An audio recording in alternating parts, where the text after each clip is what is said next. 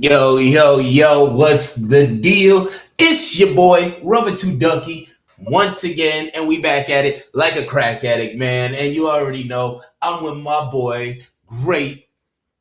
What's up, y'all? What to do? We're here for another one. Thank y'all for tuning in. Ducky, Hey, another power hitter, Ducky.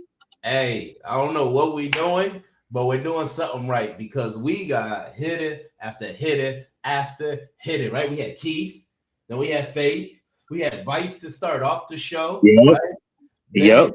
After that, we had Povich, and tonight, oh brother, we got the voice of the West, the man from way back. You know what I'm saying? I think he might have been in battle rap just as long as Povich. Who knows? You know what I'm saying? Right. But this is pretty much everybody's OG in the West, man. So everybody speaks highly of our guests, and just for interacting with them, he's one of them ones, man. Hey, absolutely, one of my brothers. One of the coldest cats out there. And when he talks about you, you better chill out and you better sit down and listen because the man speaks facts. And I love it because we always talk about no watered down takes here. And he's a straight shooter. Like he's just a straight shooter. So with no further ado, if you don't know who the voice of the West is, you already know it's that boy NICOTV. All right? Yes, sir. Heem. The Heem himself. The Heem in here. Oh, Heem in here. What up? What up? What up? Yes, sir. Yes, sir. It's Heem in here. And you already know hey man, we had to bring the Heem on the show, but it's not good enough just to bring the Heem on the show if you ain't got the Heem itself. You know what I'm saying? Look, man, look. For this special occasion, because I could have last night the way the 2K runs did. I could have finished this bottle off, but because I'm on this platform and I'm so honored to be here, we got the personal sized Heem fresh out the freezer, cold, ready to go ahead and pull up and slice, take a sip of the Heem with my bros, Great, Duck, the Quack And Sip podcast. I'm outside. Matter of fact, I'm pulling up right now, man. I ain't gonna waste no time, man. Oh, this man's we pulling up already, man. Oh, yeah. Hey, we appreciate you coming on the show, Nico. You've been one of our biggest supporters on the show so far, so we really appreciate you for coming on and actually tuning in and giving your takes and asking us questions in the chat, bro. So we really appreciate that, man. Oh yeah, all good, man. Listen, man, it's an easy call, brother. Y'all do a lot of good work. You know what I'm saying? Y'all energy pure, and anybody who's trying to, put a light on people in the West, or just battle rap period, but especially in the West, man, I definitely want to do everything I can to support that. So definitely easy call, man. I had to call ahead and pull up on y'all. Yeah, man. Hold on. Let me take my Heem for Mr. Heem. You know what I'm saying? Hold on one second. Cheers, my good people. Cheers. Out of a coffee cup, my brother. Out of a coffee cup. Hey, listen, when you drink coffee, what you trying to do? You trying to wake your game up because you got something to do. You got to go to work. I'm here to work. You know what I'm saying? Okay. Everybody else get up on here and people be, you know what I'm saying? They get asked questions or they try and find their way around certain things, be political. Not saying no names, you know what I'm saying? But look, I'm here to talk. Y'all said you wanted me to talk. I'm pulling up to one of the premier outlets there is for the culture. I'm pulling up to talk. So, oh yeah, wake your game up. Put some Heem in your cup. That's a double sip right there. A Heem. Great pie. I can already feel the energy, man. Hey, so we gonna start off with the regular, man. We already know right now what's going on in the NBA. You already know New York, Cleveland, 2-0 series. I don't got the Knicks gear on today, but you know what? Hold on. There's always some Knicks gear in arm reach. You know what I'm saying? Let me.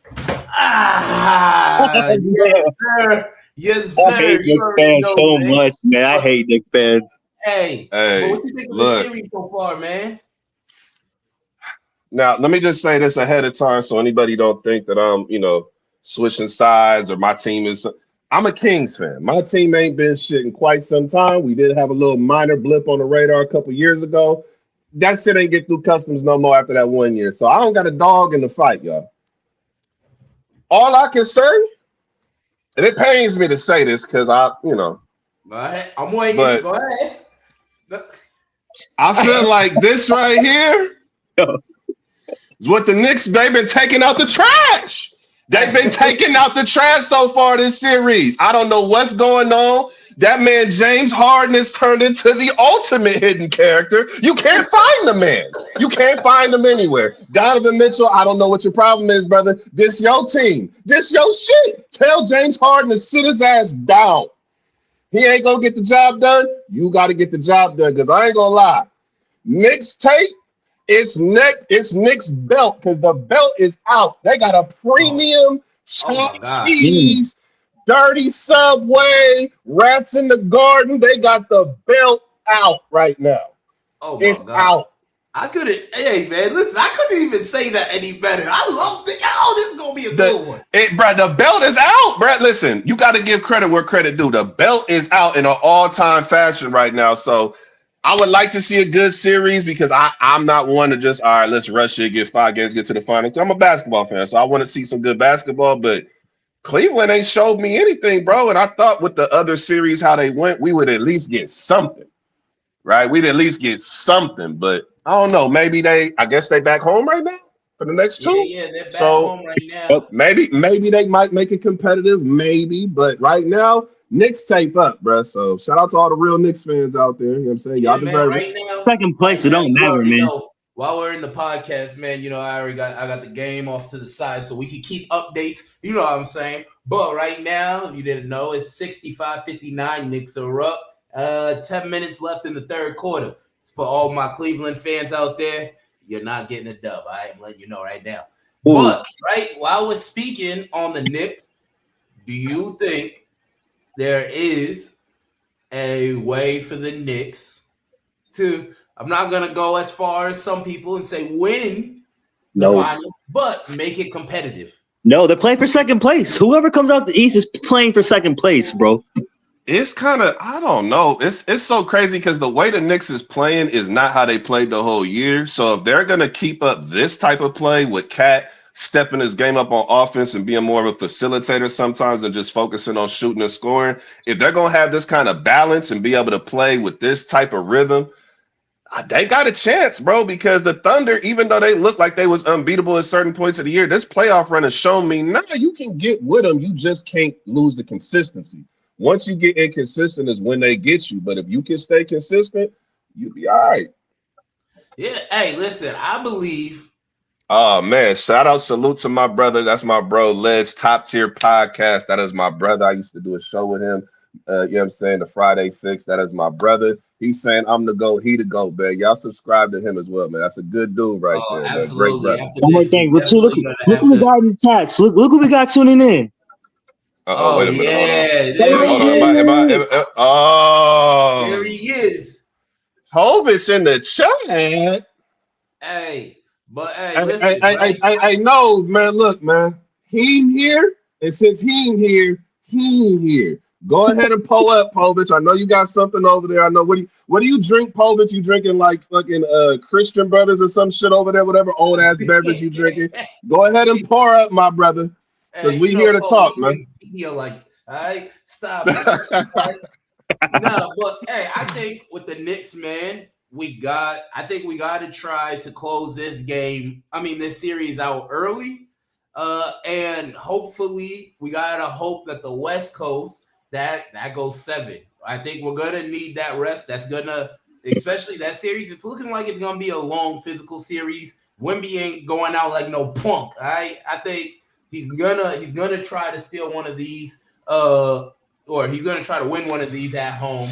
They already won on the road, so I think the Knicks right now. I don't know.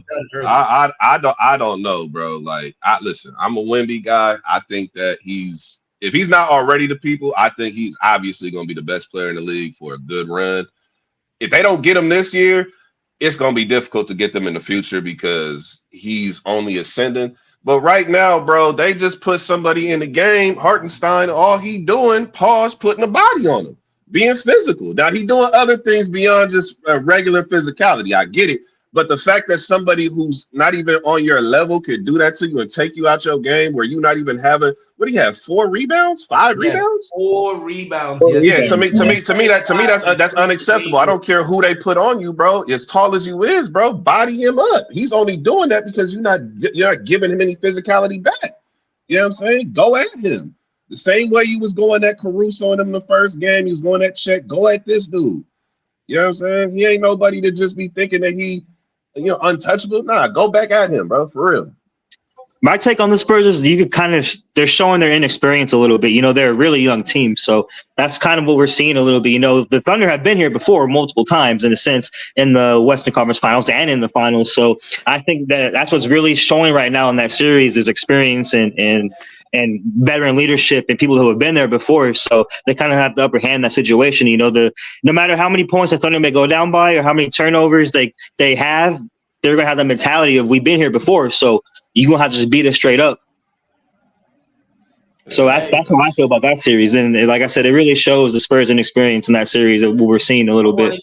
I want to get both y'all takes on what y'all believe about this whole Shai Gilgeous gets all these calls. He's just a free throw merchant. Because my thing is, hey, listen, Shai is, yes, does he get a lot of free throws? Yes. But at the same time, he is shooting the mid-range at such a high clip.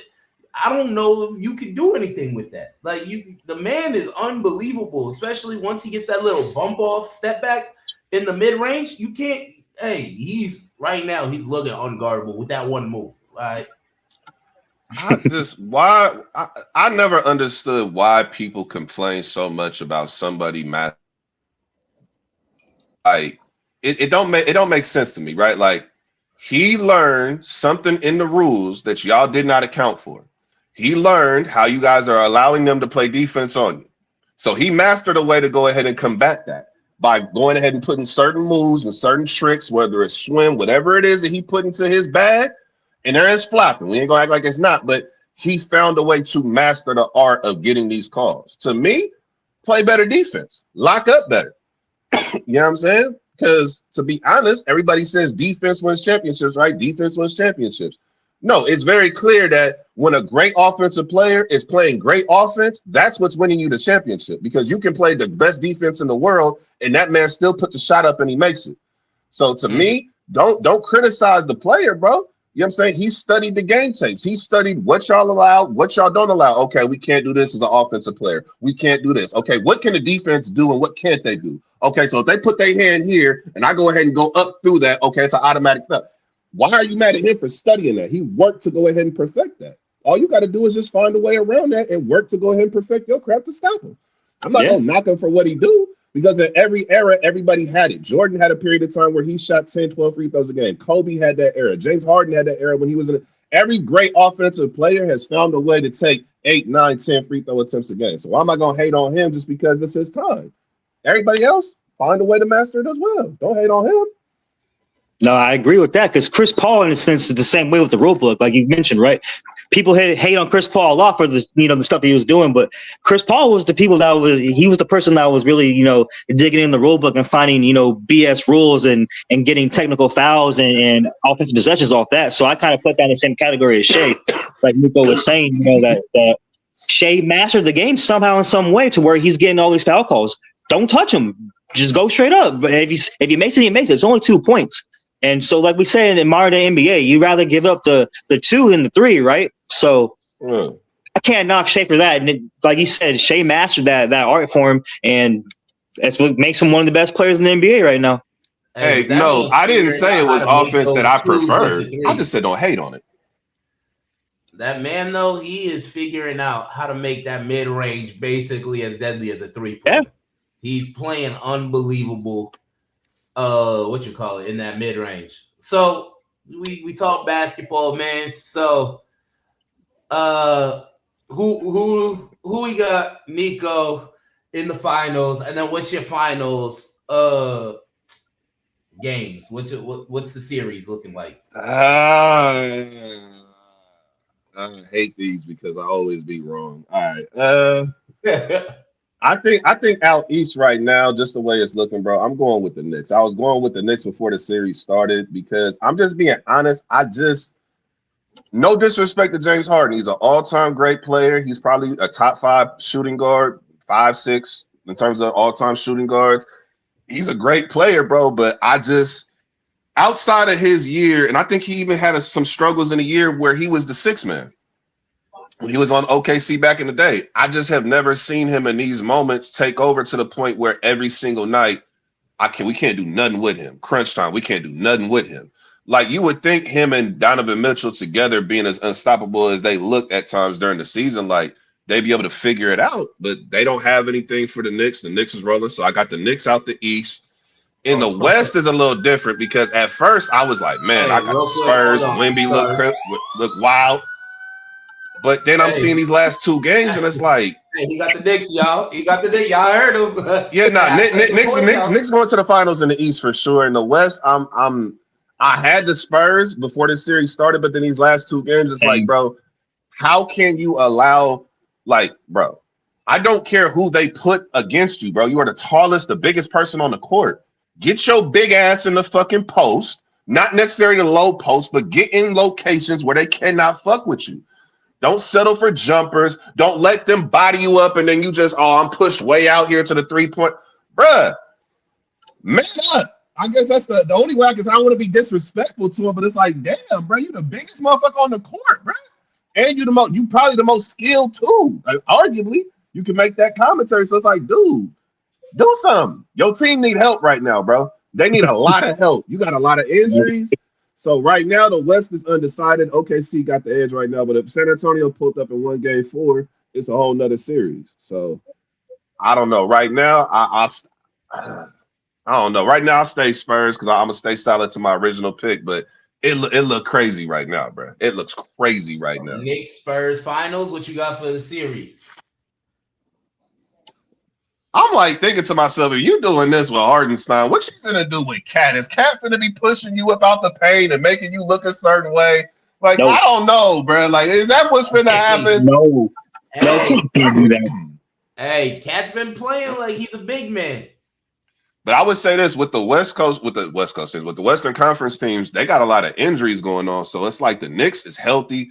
They got a full squad. They got the consistency right now. They got the rhythm. They just on fire right now. So I don't know. I'd probably say right now, the way it's looking, I would say the Knicks is playing the best basketball in the league right now in terms of the 4 teams that's left. They are playing the best basketball. So as of right now, until I see something from one of these Western Conference teams, I'm going to just say Knicks in the finals. I'll go with New York. You know what I'm saying? I rock with the Knicks, but Spurs was my original pick, but I just can't. I didn't think Wemby would be able to get pushed around like this by dudes just not even like, come on. Hey, man. I hate the Knicks so much. Take of the night, man. That might be the best take of the night. Hey, man, I love this. I hate the Knicks. Listen, and Knicks fans, y'all are some of the most insufferable people during the season. Sometimes y'all have Cowboys delusion, but when y'all up and you winning, you up and you winning. So I mean, shit, y'all winning right now. You can't say nothing against it. No, the league is better for it. The league is better for it. It's a lot better for it because all I got to look forward to is baseball season. I'm hoping y'all get this shit over with so I can get baseball season uninterrupted for the next couple months. I got my jersey on. I got my order. Yeah, man. My favorite sport, baseball. You know what I'm saying? Giants, we a little shaky this year. We kind of having some issues, but baseball overall, the game is flourishing. So the Giants, I'm sorry, man. Y'all are struggling. I didn't want to bring it up, but I talked to you on opening night. We know who the Giants played opening night. Hey, we gonna lead the pass. Yeah, opening night that was a long time ago. Long time ago, man. We ain't got to bring that. That was a long time ago, man. You ain't gotta worry about that. But hey, man, while we're on the talk of sports, you used to be you know what I mean? I heard you used to hit people with that heme. You know what I'm saying? What's up with that, man? What we talking about? You talking about in who? We talking about who? Yeah, I heard you were that guy out there, man. He's a hooper, Nico. You really do it? You better be. You 6'7". You better be. So I don't even want to put all the accolades and all. I say it like this, right? When I played, I was good. Do I think I was good like on the level of how dudes in the D1 and how they good and how they be hooping? No, I'm not about to. Oh man, I would hoop against all these niggas. LaMelo, I would hoop it. No, let's just get that clear. No, I was that tall nigga who everybody said play center, and I was like, no, I'm playing point. So because I was tall, because I had a good handle, I ain't so great handle, but I had a good enough handle where I could get to my spots. I could score whenever I wanted to. But there's a whole nother level of competition I didn't get a chance to go to. I lost my scholarship out of high school. I had a scholarship. I was going to go to Texas Southern. I chose that over the West Coast schools because I'm like, man, I've been out here in California my whole life. Let me go ahead and see what the rest of the world looked like. So I chose Texas Southern, ended up spraining my knee, lost my scholarship. So I didn't get to hoop at that level. I did hoop, like you go to 24 and you hoop against a nigga who go to, you know, a university or something like, oh, I can hoop with these niggas, but come on now, bro. You know there's a difference between him hooping at 24 with you and him hooping on the court with coach and everybody in the lights. You know what I'm saying? So I understand. But I would say when we have people who really hoop, you know what I'm saying, weekend warriors, dudes who come from a hoop background, I could hold my own. And as I got older, I relinquished the guard play and went more to the center. And that's why I excelled. And then when I tried to make my last attempt for semi-pro type play, I was like 25. I was going to try to go for semi-pro play because I was hooping with a lot of cats every single week. And I was getting in shape. I just lost a lot of weight. So I was like, man, I'm going to get into the semi-pro circuit. Ruptured my Achilles. That was it for me. Athletically, that was it for me. I think that was 2015. I was like, yeah, I'm good. At that point, I was like, yeah, Because I seen how Kobe ruptured his Achilles and he walked to the free throw line, shot. I ruptured my Achilles, bro. I tried to take a step and fell forward. I don't know how the fuck he walked anywhere. I don't know how the fuck he did anything. I fell forward. And I ain't gonna lie, I got back to the car. I thought I was a tough nigga. I'm like, no, I'm good, man. We gonna recover. I'm good. I'll be back out here. I got to that car and cried tears I ain't cried in years, bro. I was in tears. I was, oh, I lost everything. No. I was hurt. But damn, man. You know what I'm saying? Athletically, that was my peak. I got to a certain place, hooped amongst people who was respected, you know what I'm saying? Whether it was high school, all-stars, you know, all-Americans, all that, you know, type of stuff. I hooped against that caliber, but to get to the next, nah. You know what I'm saying? So I'm not one of them, cool, you know what I'm saying, delusional hoopers. So we're talking about hoops. I gotta let everybody out there that is a hooper, please go download Ball Up. It's a new app out. Hey, that's gonna let you know where all the hot courts are, where all the real competition is. You know what I'm saying? I got it. I think Greg, you got it. Nico, you might got it. If you don't, you better download it. But it's gonna let you know where all the hot courts are. It is a brand new app, so please download it.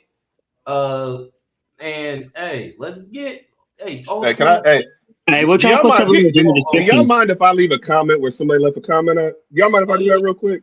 Because I pay attention to the chat. I do that. I'm professional. So see, y'all used to chatting, kind of putting comments, and the person who's watching, you know what I'm saying, part of the show, they're the guest. The guest won't be paying attention to this. No, I really do this, bro. I really do this. So, Povich, you even commenting on my height and saying can't dunk. Listen here, Povich. I've met you in real life, brother. To even give you 5'2" is a blessing to you, brother. You should be grateful that I even give you that. I would push you around in that post to the point where you be out of bounds trying to play defense, brother. And I don't need to dunk when I'm under the basket every damn play. So, yeah, when I was younger, before pre-injury, we above the rim.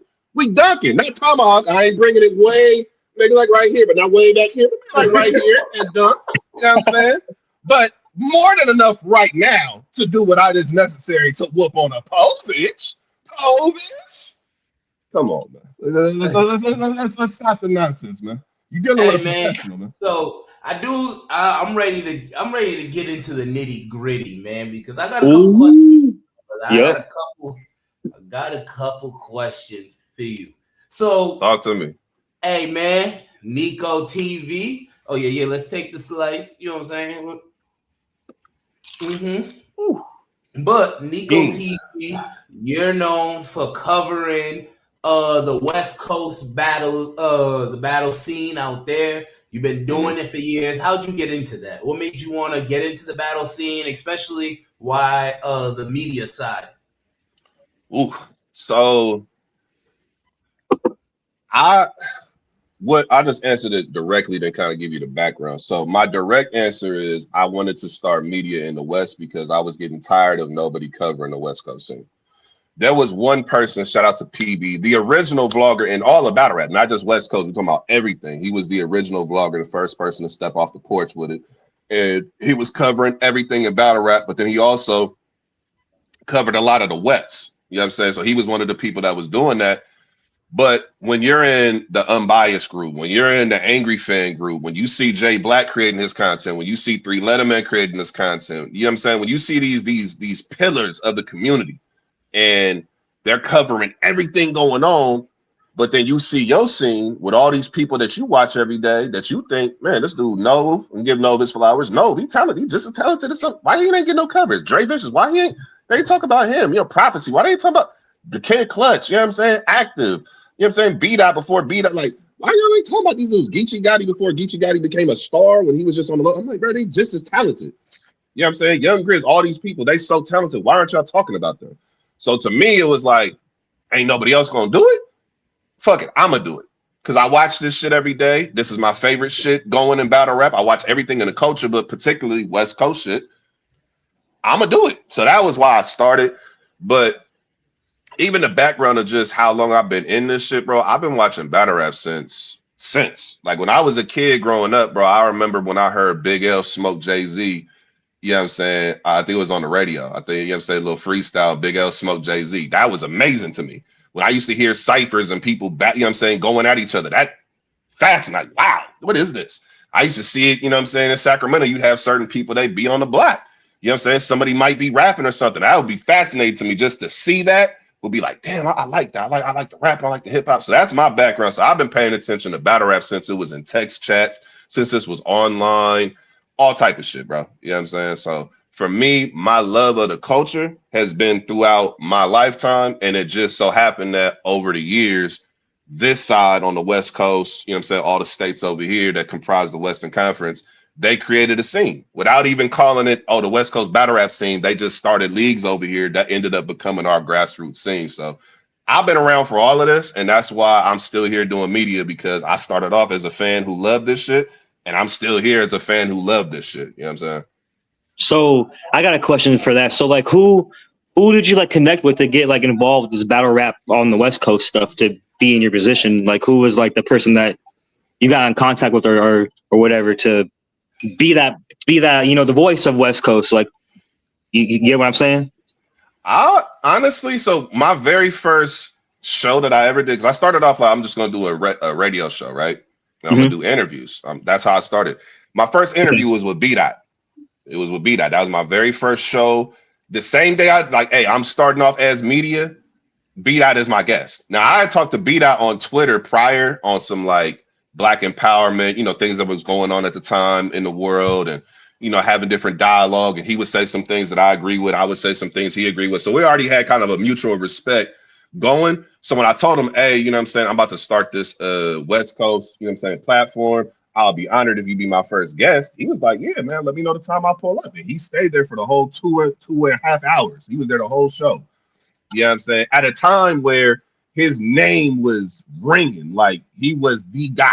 You know what I'm saying? So that was my initial start. But in terms of just how it kept going, I just reached out to the people I respected in the culture. So I reached out to Alcatraz. He was the league owner of LA Battlegrounds. Back in the day, there was a league, LA Battlegrounds. They still got their YouTube out there. Y'all check out all the battles that have happened over there. A lot of classic shit over there. That was the platform B-Dot started on. You know what I'm saying?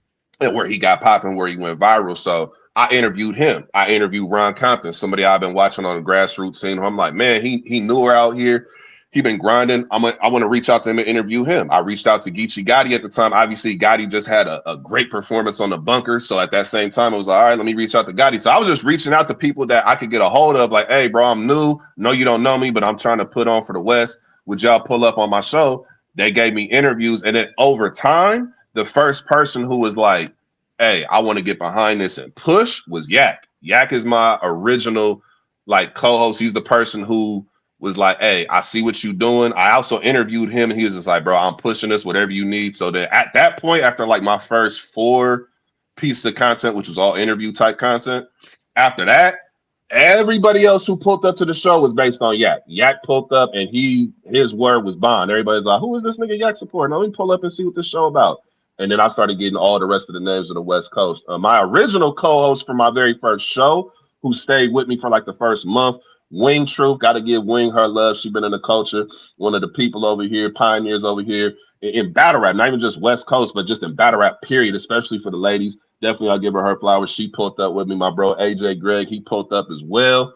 You know what I'm saying?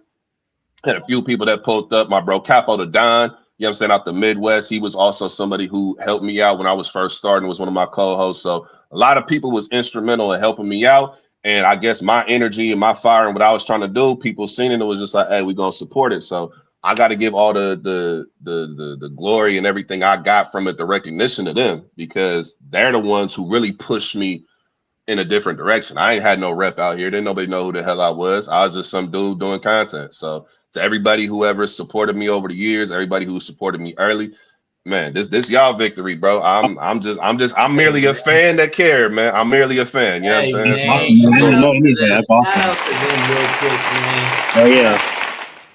Y'all I have had it. no idea. That's cool, Nico. You got some good peoples around you, man. yeah, man. Listen, Yak, I ain't gonna lie, bro. If he didn't pull up when he did, I don't know where I'd be right now in terms of the media. I don't know. Because obviously people that I was interviewing and the people that, you know, respected them were looking at my content and was like, okay, we saluted.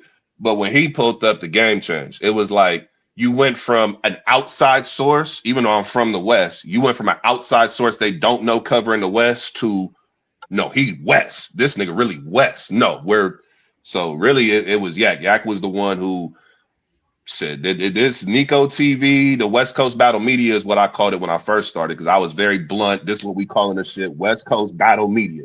Don't mistake this for nothing else. We're not covering East. We're not covering Midwest. South. West Coast Battle Media. And I will put it on every single picture, every thumbnail, West Coast Battle Media, and then the title. Very clear on what I was, who I was, and where I'm from. But if Yak didn't pull up, I don't think the authenticity, you know what I'm saying, wouldn't have been where it was. I don't think the support would have been where it was. And to be honest, bro, like, you meet certain people over the years, and y'all know, you know what I'm saying, this is how y'all doing the podcast. You meet certain people who it's not even just them being a supporter or them just, you know what I'm saying, showing you love. They become family. Like, that's my brother for real. You know what I'm saying? This is what, 9.5 years, almost 10 years will be in January. It'll be 10 years I've been doing this. And he been around for all of that. So salute to Yak. He definitely I'm brother tuned for up life for real. because you said something that you wanted to cover West Coast battle rap, right? And last week, we had the Novi Povich on. And we asked Novi a simple question. What's better? What'd you ask Povich? Because sometimes Povich don't be listening to questions. So maybe I answer what he left. You know what I'm saying? Go ahead and ask it, man. Very simple question. We asked because he battled on the East Coast, made a name, came out here, battled on the West Coast, made a name. Where is it tougher to battle? And without hesitation, the man said the East Coast. He said the East Coast is way tougher. He said, you know, there's battlers out west like Keith. You know what I'm saying? Like, yeah, he said you be ciphering over here in the East. That's what he said. So you could always count on Povich to send a stray at a nigga, man. You could always count on that. So what you've been around the game for a long time, man. Absolutely. Where is it tougher? Where is the East Coast tougher? Is the West Coast tougher? Because I still got a couple follow-on questions I gotta ask you. Yep, I got one too for this. Like, do you think the best battle rapper on the West can beat the best battle rapper on the East?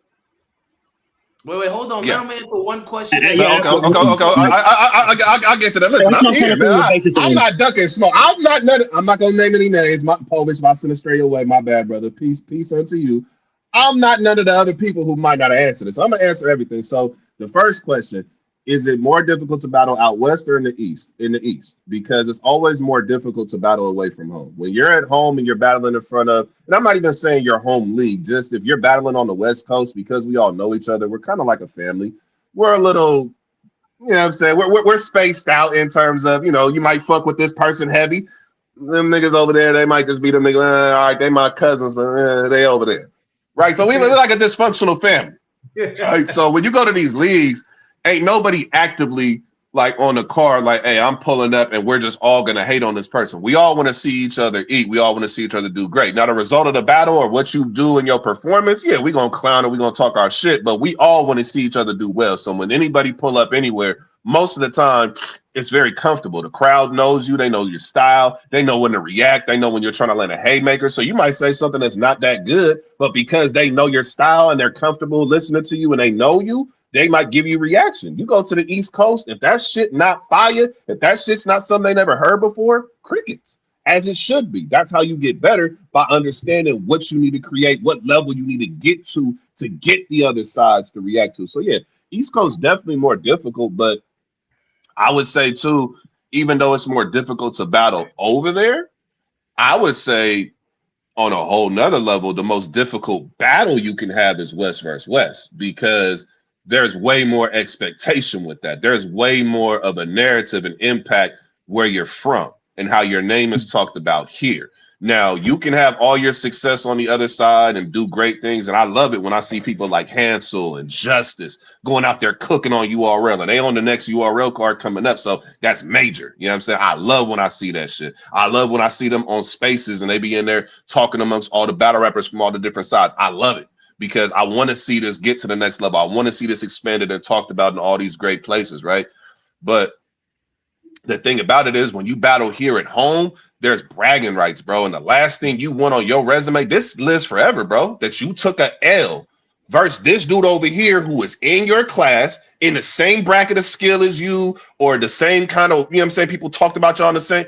You don't want to take a loss here, bro. That's going to hurt. And you might be able to play it off and say, well, I got this other battle next week versus such and such, so I don't care. But over here, it matters, bro. And you don't want your name being looked at or discussed over here less than, because after you done doing all that shit on the other side, you always got to come back home, always. And how your name spoke on over here is going to matter, bro. So I would say it's more difficult to battle in other places, especially the East Coast. But West versus West, it just comes with a whole different type of storyline and impact. And I think that can carry a lot more pressure sometimes than at all the battles. Now, there's some battles that carry ultimate pressure. Like, if you're battling Loaded Luxes like Nitty did, and you're battling Mook like Gotti did, you're battling that level of comp, obviously. Go without saying. But if you're just talking about all-star bracket people who are all-stars in their region, I think sometimes, bro, when you come back home with it, bro, them be some of the wars. You get some people who they going for blood because, man, this is bragging rights. This is back home. I can't lose this, bro. Y'all gonna look at me different here.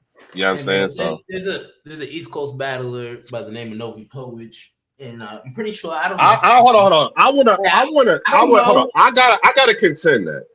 No, you are from New Jersey originally, but I have to contend this, bro. You probably have spent more of your life in the West region than you have on the East Coast. So that East Coast narrative with you, I don't know. Respectfully, I don't know if we letting that get through customs no more, bro. You done made a whole name for yourself in the West.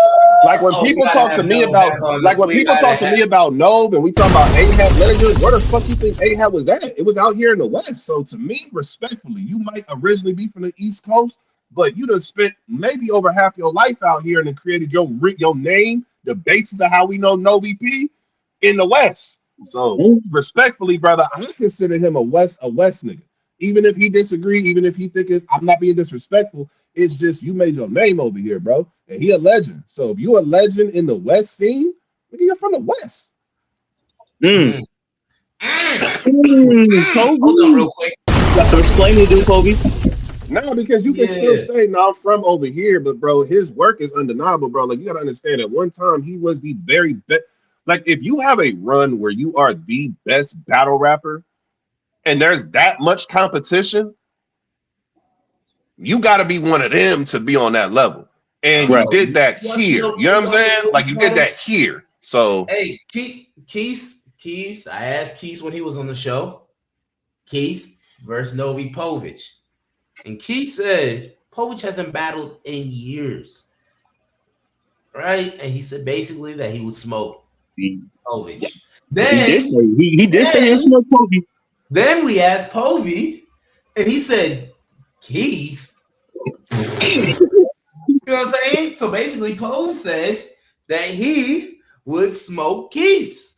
So, as someone that sits there and watches the media, who do you got in that battle? This is gonna be a good one. This is gonna be. Hold on, real quick. I'm saucing up for this one. What's the deal? Matter of fact, let me make sure I hydrate off of that. Let me make sure I hydrate off of that slice. Come on. Yeah, this Nico on the Gallon side of the game. First of all, let's just say this. Let's just say this real quick. The whole smoke narrative, neither one of them are smoking each other. Let's just get that out the way. It sounds good, and I know you're supposed to say that when somebody asks you the question, oh, I'm a 30M, I'm a win clear. I get it. You're asking a person who has no dog in the fight, neither one of them are smoking each other. All right, let's just put that out there. I cannot see a scenario where at their best, they're pulling up and somebody is getting belt. I can't see it. Now, getting past that, can I see somebody winning? Oh, yeah. Here's the thing. Here's the thing. This is why I think at this point it's safe to say that it's better to battle Povich on golf or battle him on 2K than battle him in an actual rap battle, because Povich's material at times can be of a very distinctive and particular variety. And that variety can sometimes affect him when he's battling somebody like Keith, who is adept in battling in this time, in this era. Now, having said that, Povich has battled in this era. Povich has battled in this era. For the nap, but yeah, listen, we watched some of his battles. We see what he was talking about. Now, he has battled recently, even went over to URL with it. Got a win versus Justice. Right? But even with that being said, even with what his battles and what he battled 3 years ago was the last time he battled, bruh, I have not seen or heard anybody talk about Povich and how he's rapping to the same degree of when he was at his peak. I think right now Keith is at his peak. This is the best Keith has been in his career. If you're asking me who's going to win that battle, I'm probably going to say Keith if I'm doing a prediction for sure. I think he's better right now than where Povich is right now. But if you're saying Povich can get active, get 2-3, not going to say 2-3 battles, do a battle, maybe one battle, you know what I'm saying, shake the rust off, maybe a second battle, show that he can, because he done pulled up after some time off, battle Grizz, hell of a battle. You know what I'm saying? Pulled up after some time, battle Link. I was there in the Bay. We was in Oakland. I pulled up to that. I was there. I seen Povich battle. So it's not like I don't think he can create, but I think Nove is obviously going to say he going to smoke Keith, but with what I see now, it favors Keith. So if I had to pick somebody, I'm probably going to say Keith, but I think there's a way Povich could win, because I think Povich does certain things with his content that Keith does not do. And there's definitely a way he can level the playing field for sure. But that's for him to figure out and decide. Now, y'all asking me about him and Keith. The real battle I thought y'all was going to ask me about is Fate, because he clearly has an issue with the Fate narrative. He done ducked and dodged that question a million times. It's really him versus Fate. That's really what it is. We're going to be honest. We're going to be truthful. That's really what it is. But, y'all be letting that man get away with shit. So, I do got a question though. And this is just a yes or no. Are you the voice of the West? Oh man, I knew this question was. Listen, this is the honest answer. You are. Hold on, can I give the history of that as well? Because there's history behind it. Hey, the question is, are you the voice of the West? Wait. Look who's in the chat. Can we hold on? What we doing? Wait a minute. I see Faye. Imagine that battle. Oh man, I feel like imagine that battle going on right imagine that battle. Faye, Povich wants to smoke. Can we say something? I don't know if Povich said he wants to smoke or if he just kind of saying it because we all here and we kind of, I don't know. But yeah. But look, to answer the question, I have to give the history because there's a lot of people when they get these titles or they say these titles about them, like I'm such and such like they might have self-appointed that. The Voice of the West tagline that I've been using for the last 7 years was not something I created. This was something that people from the other side gave me. So I would say the first person who coined it, Voice of the West, was my brother Ledge. Y'all seen Legend here, Top Tier Podcast. He was the first person that coined the title Voice of the West.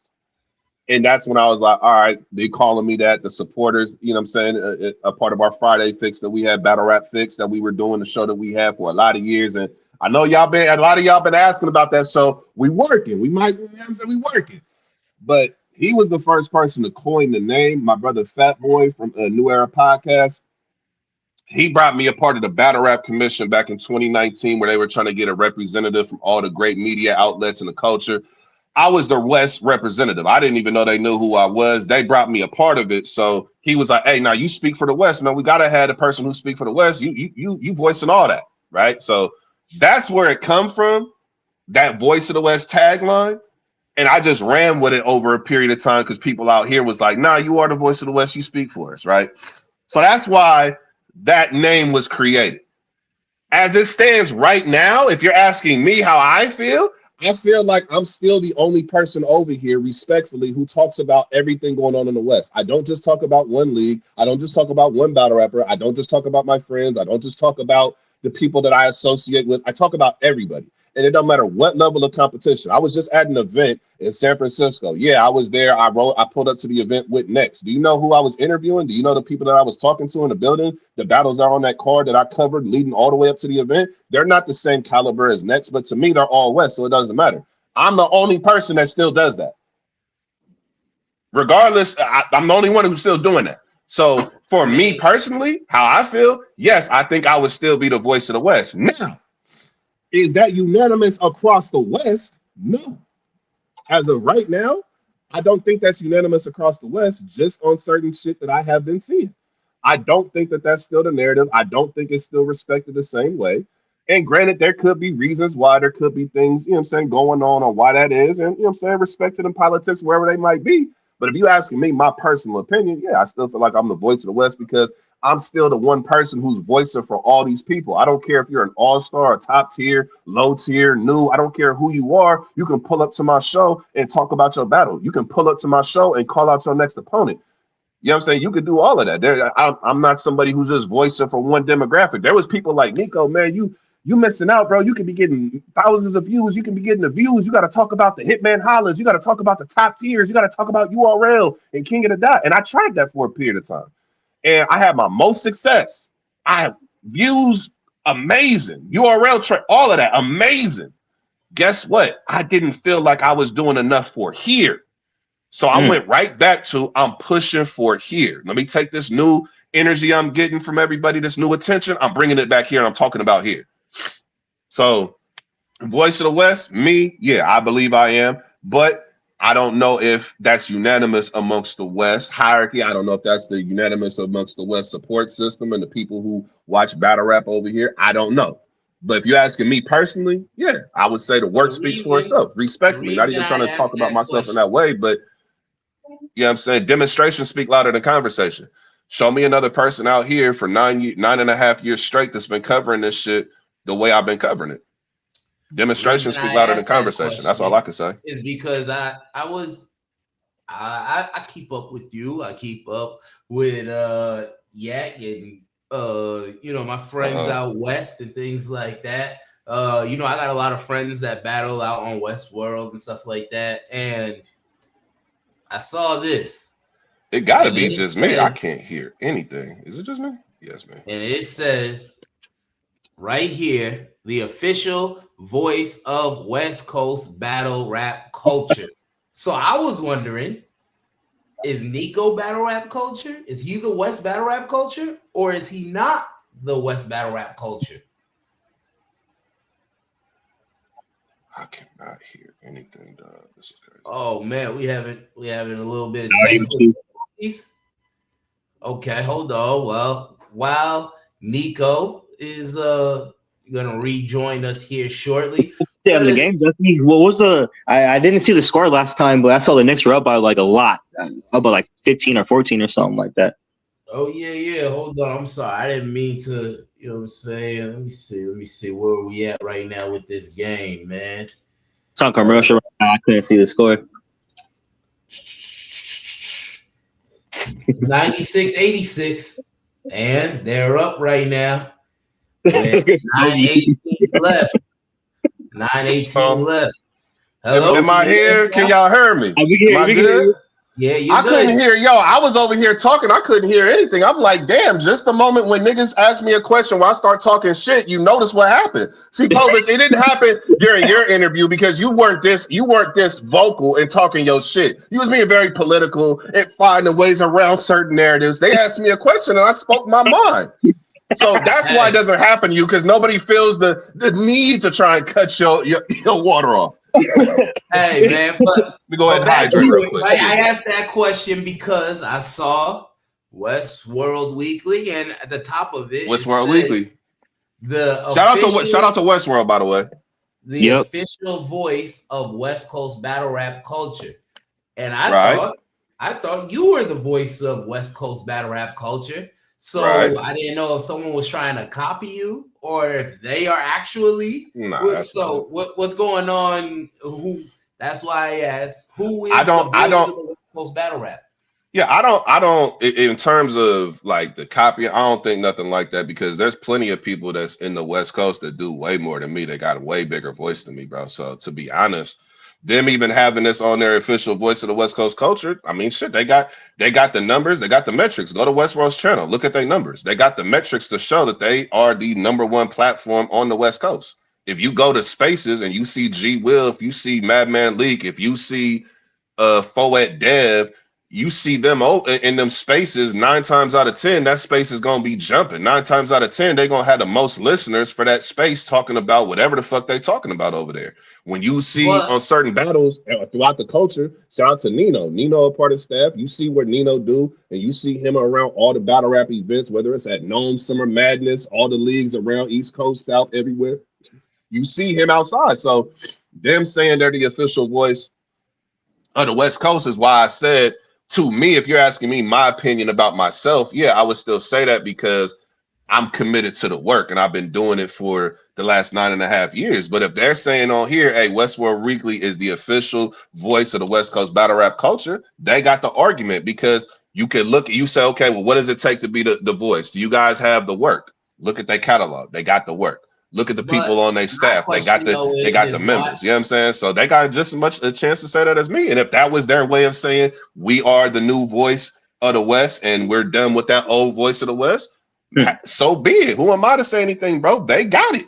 You know what I'm saying? They are the #1 league over here and have been the #1 league in the West for years now. It's not like this just happened last year. This has been like this for the last 3-4 years. They have been the premier league of the West Coast. So them saying that right now on this graphic, to me, shit, you got all the reason in the world to say it. But for all the years, right, you were hyping up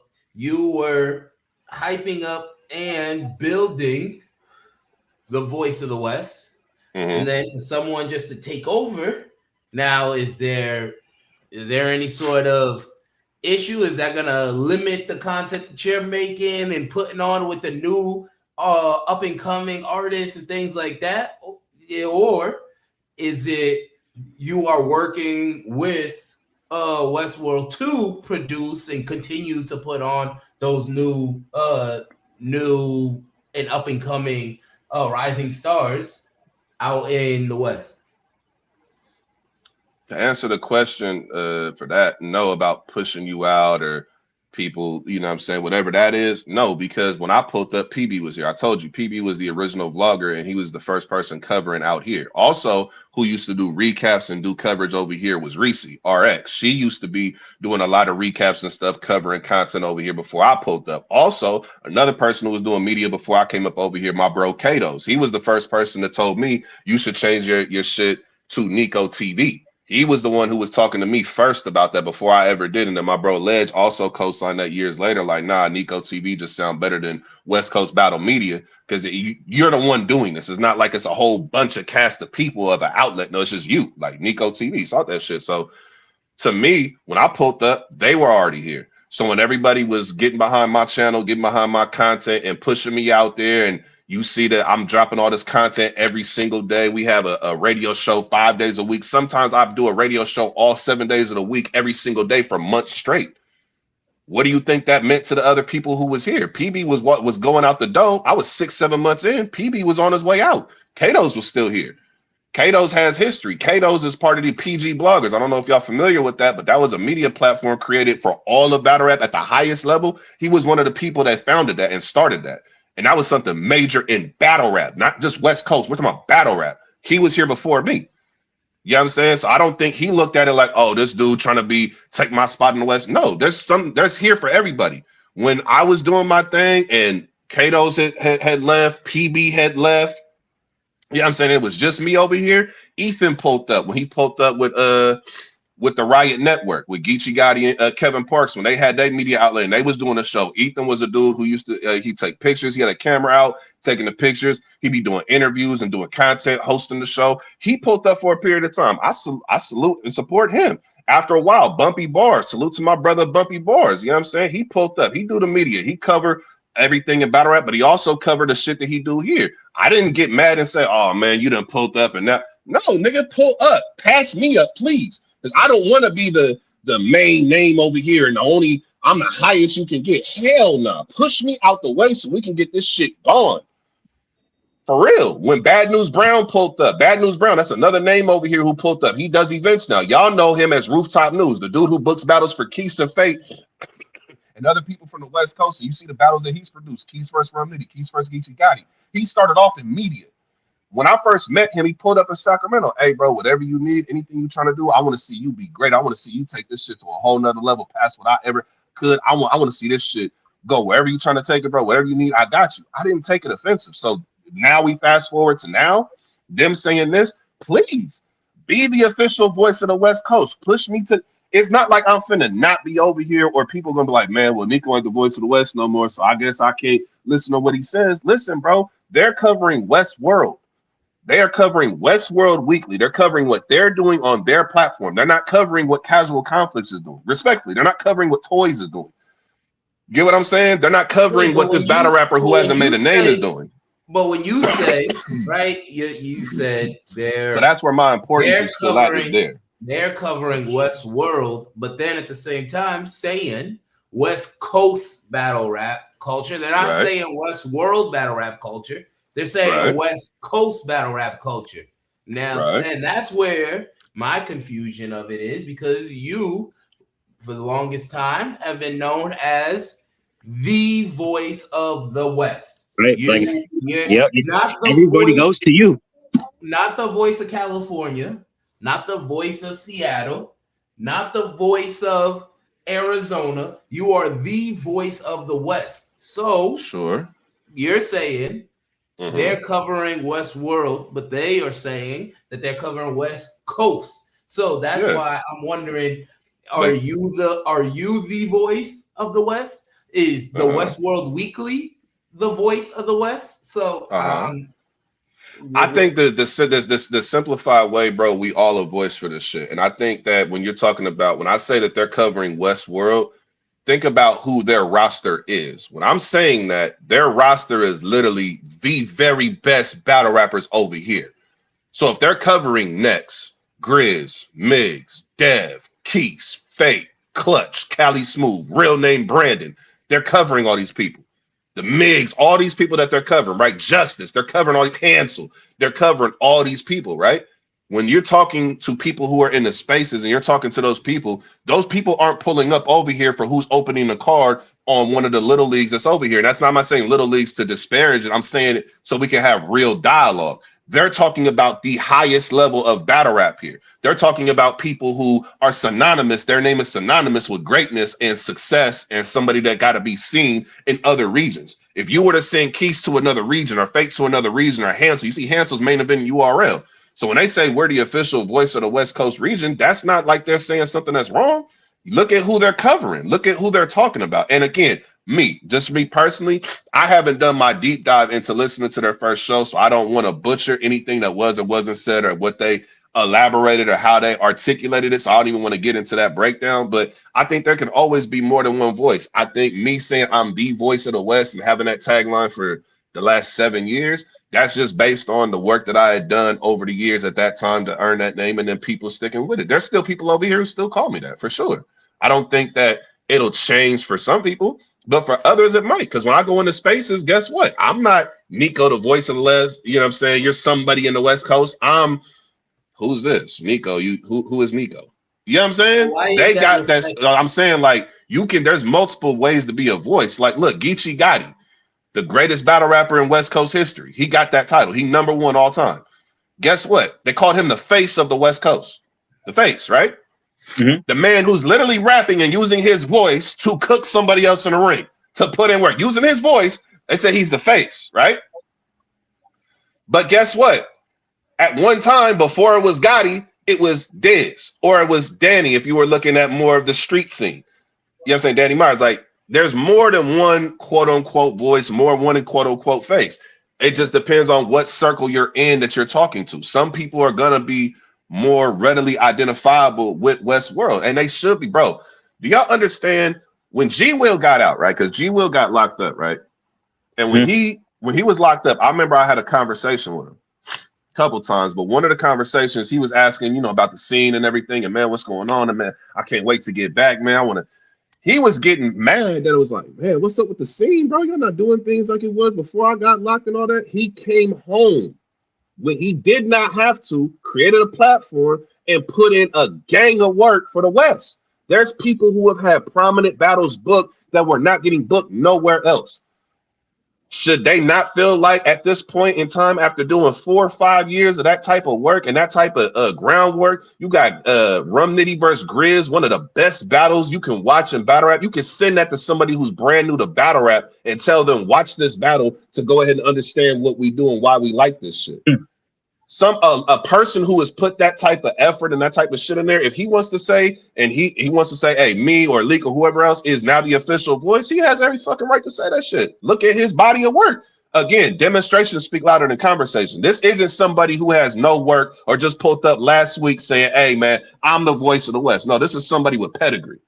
This is somebody who has years of experience booking battles, premier battles, the battles that the other side cares about to watch and wants to come over here to battle history for, is because of what he's done.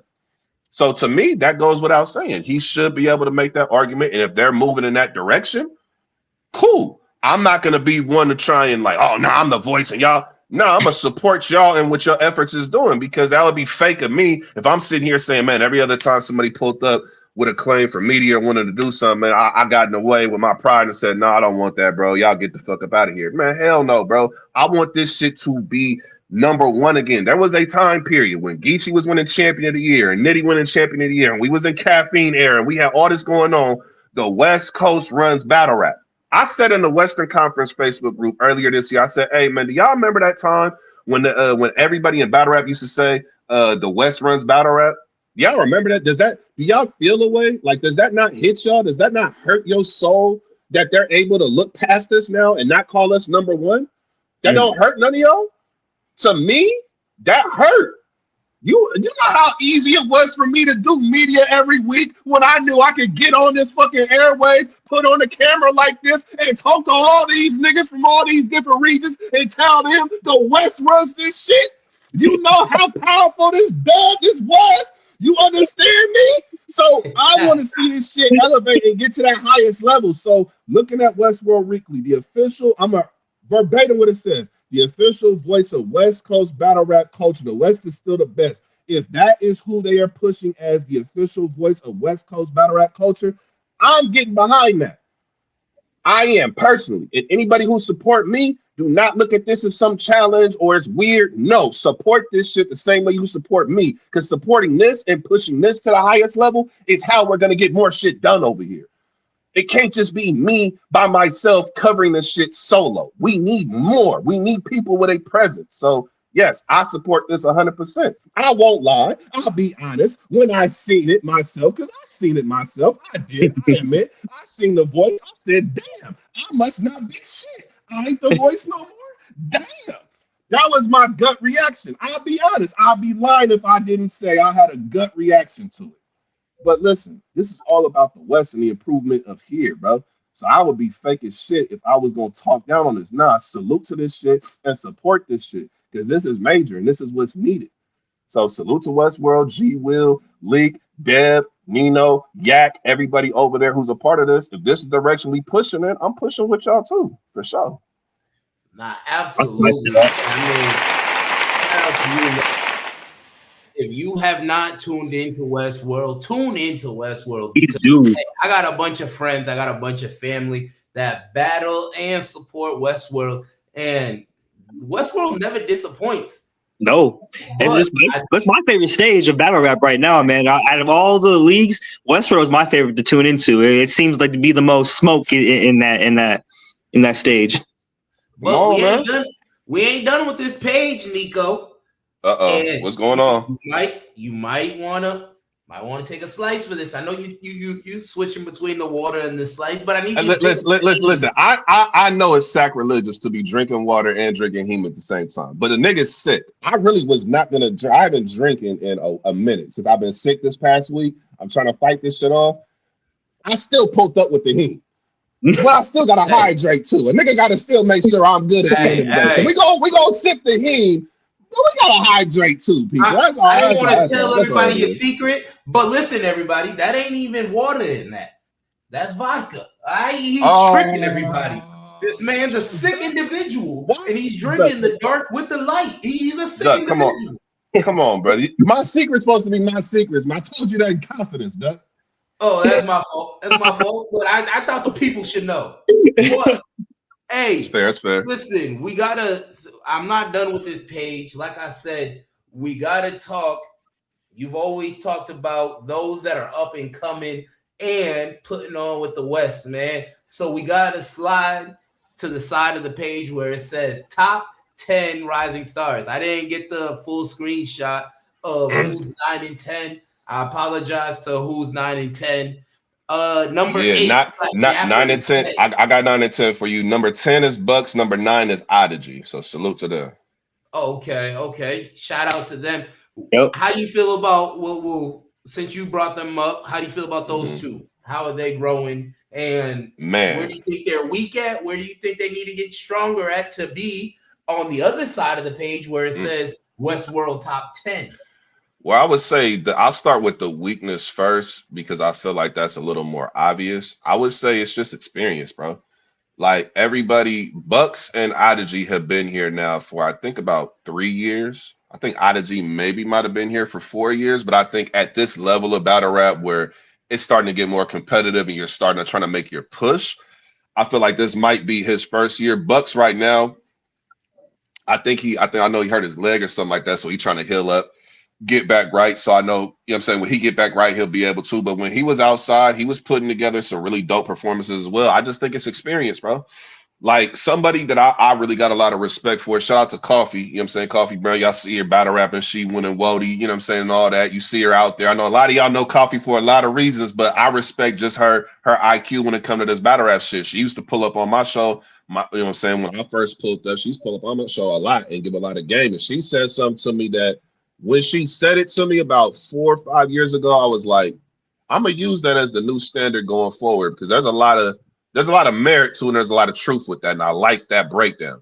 She said you should give everybody who pull up at least 3 years before you make a solid, strong breakdown assessment of where they are. Give them at least 3 years. Because that first year, you're just trying to figure out how to get battles booked, what the scene is, who you need to talk to, what the main league is, how do you get there. You're just trying to figure shit out, right? You might not even know about editing your material. There's a lot of shit that you don't learn. So that second year is where you probably get a lot of your learning, right? Second and third year. So I tend to evaluate people after that. So looking at Odyssey and Bucks, I want to see what they do this year. Obviously, Bucks, like I said, he hurt right now, so he's still trying to recover and all that. But when he get back, I just want to see what's your writing looking like? What's your performance? Are y'all looking at your game tapes and improving? So with Odyssey, bro, he just had arguably the most electrifying round of the Westworld draft process that Madman League and Foed Dev just did in Sacramento, where they took a lot of these people who were trying to be on the list. You know what I'm saying? Trady Nate, you see him on the list. He was on the draft. You know what I'm saying? Like they took these people, gave them a chance, and then based on what they did at the draft, okay, now we're gonna send you to this next event called I think it's solitary confinement, and we're gonna see from there, are y'all ready to elevate to the next level, which is probably gonna be a main card, right? So to me, I just want to see Odyssey duplicate what you just did in that first round. That first round where we like, oh my God, he wilding, what the fuck? I need to see that for 3 rounds. You do that for 3, we're talking about somebody that's not just rising star worthy. We're talking about somebody who's main card worthy. That's the elevation I want to see from him. So it's just experience. It's just seeing what are you going to take from this battle where you got all this praise and you whooped up on somebody who might not have been on your level, but your performance was still at a very high level. Can you duplicate that now that we're probably going to book you versus a higher level competition, somebody either more comparable to you or maybe somebody who might be looked at as better than you? What do you do with that? So that's what I'm looking for with those two. In terms of like the rest of the Rising Stars list, a lot of these people are already main card worthy. Like that first 5, Kamikaze, Luck E, Drado Ray, Gutta, X the God, they're already main card worthy right now. X the God just got a 30 over Foed Dev this past weekend at the event I told you I was at. Dev admitted. What? Foed Dev still rapping? Whoa. Hold on. Yeah, that's the rap. No. Oh man, see, I was trying to, you know what I mean? Come on, man, what we doing? Come on, Dev the Demon. God got a 30 on Foed Dev. Now, if my hold on. This is not me saying this. Dev got on camera after the battle and said, "This is Foed Dev. I'm speaking on behalf of me, and what just happened. I'm giving X the God the 30. He 30 me. I could have said 2-1. There were people in the chat saying 2-1. Once the battle rapper themselves says, no, I got 30, that's it. Okay, what am I arguing for? There ain't nothing my question, though, is how does that right there shake up the Western Conference? Because you got Foed Dev sitting there at number 3. Does that drop Dev, you see? Top 10. No. You have X the God at number 5 on the top 10 Rising Stars. Now, does that move him into top contendership? No. Or how does that shape up in the West? Does that so from my understanding on how Westworld broke it down, it's Westworld battles that have the most impact on moving you up or down a list. It's not about battles that you have. Now, it still counts because it's West versus West, but it's not going to have the impact to move your slot. Now, X the guy can make an argument and say, hey, with this 30 over Dev, I should move ahead of Gutta. He could make the argument, and I'm not going to argue it. I say, hey, you got enough. Now, Gutta has a great argument for why he's where he's at. So that's a discussion that can be had. Dev, I don't think he moves anywhere. Now, yes, you did take a bad loss to somebody that you should not have lost to. Yes, I get that, right? At the same time, we see that you're battling Migs. There's a reason why Dev is number 3 on this contenders list, bro. We see the kind of work he put in when them lights is on and it's time to put in work. So now we're looking at Dev. Yeah, it's a bad loss. We're looking at you crazy for the time being. But the moment you get into this battle with Migs, we're not going to act like, oh, Migs about to 30 you because you just got 30 by X the God. Nah, you had an off night. You got caught slipping. You was in there not on your A game. And this nigga X the God took advantage of the opportunity and had arguably the best performance he's ever had to this point. And he already had a really good performance versus Lil Tay on a Westworld card back in December that already had X the God on main card contention. So this battle with Dev just made his name that much more, but he was already there. So no, I don't do anything to move them up or down on the list, but it does something for X the God's momentum, and it does something for Dev where going into this next battle, you don't want to be the nigga who got 30 by X the God, then lost to Migs. Now we're seeing momentum. That's powerful. That's powerful to have your year like that. So I don't think it means that much to be moving people around and losing your spot and all that.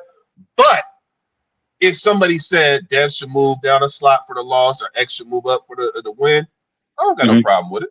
There's an argument for sure. So okay.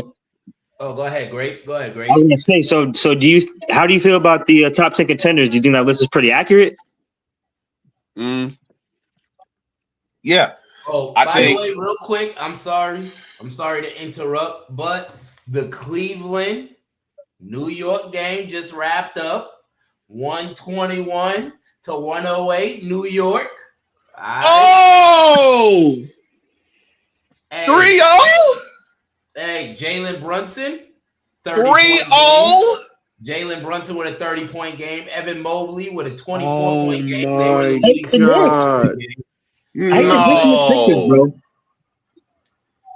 No. You serious? I don't want to throw too much out there, but I'm just letting y'all know. Orange and blue skies, baby. Orange and blue I'm not skies. mad at y'all for getting the job done, but I was hoping that Cleveland would show some life so I could at least be excited for game 4. Like, come on, man. I'm sorry, but Jalen Brunson 30, Mikal Bridges 22, OG Anunoby 21. And then on the Cleveland side, you got Evan Mobley with 24, Donovan Mitchell with 23, James Harden with 19. Do you hear how that sounds, bro? Just a sidebar. I know we're talking about battle rap, but come on, bro. I hate the two people that you feature your team around are second and third on scoring in a game where you're down 2-0 and it's your first game at home. You're trying to get momentum back on your side. You're trying to control home court, and you go out there and do that.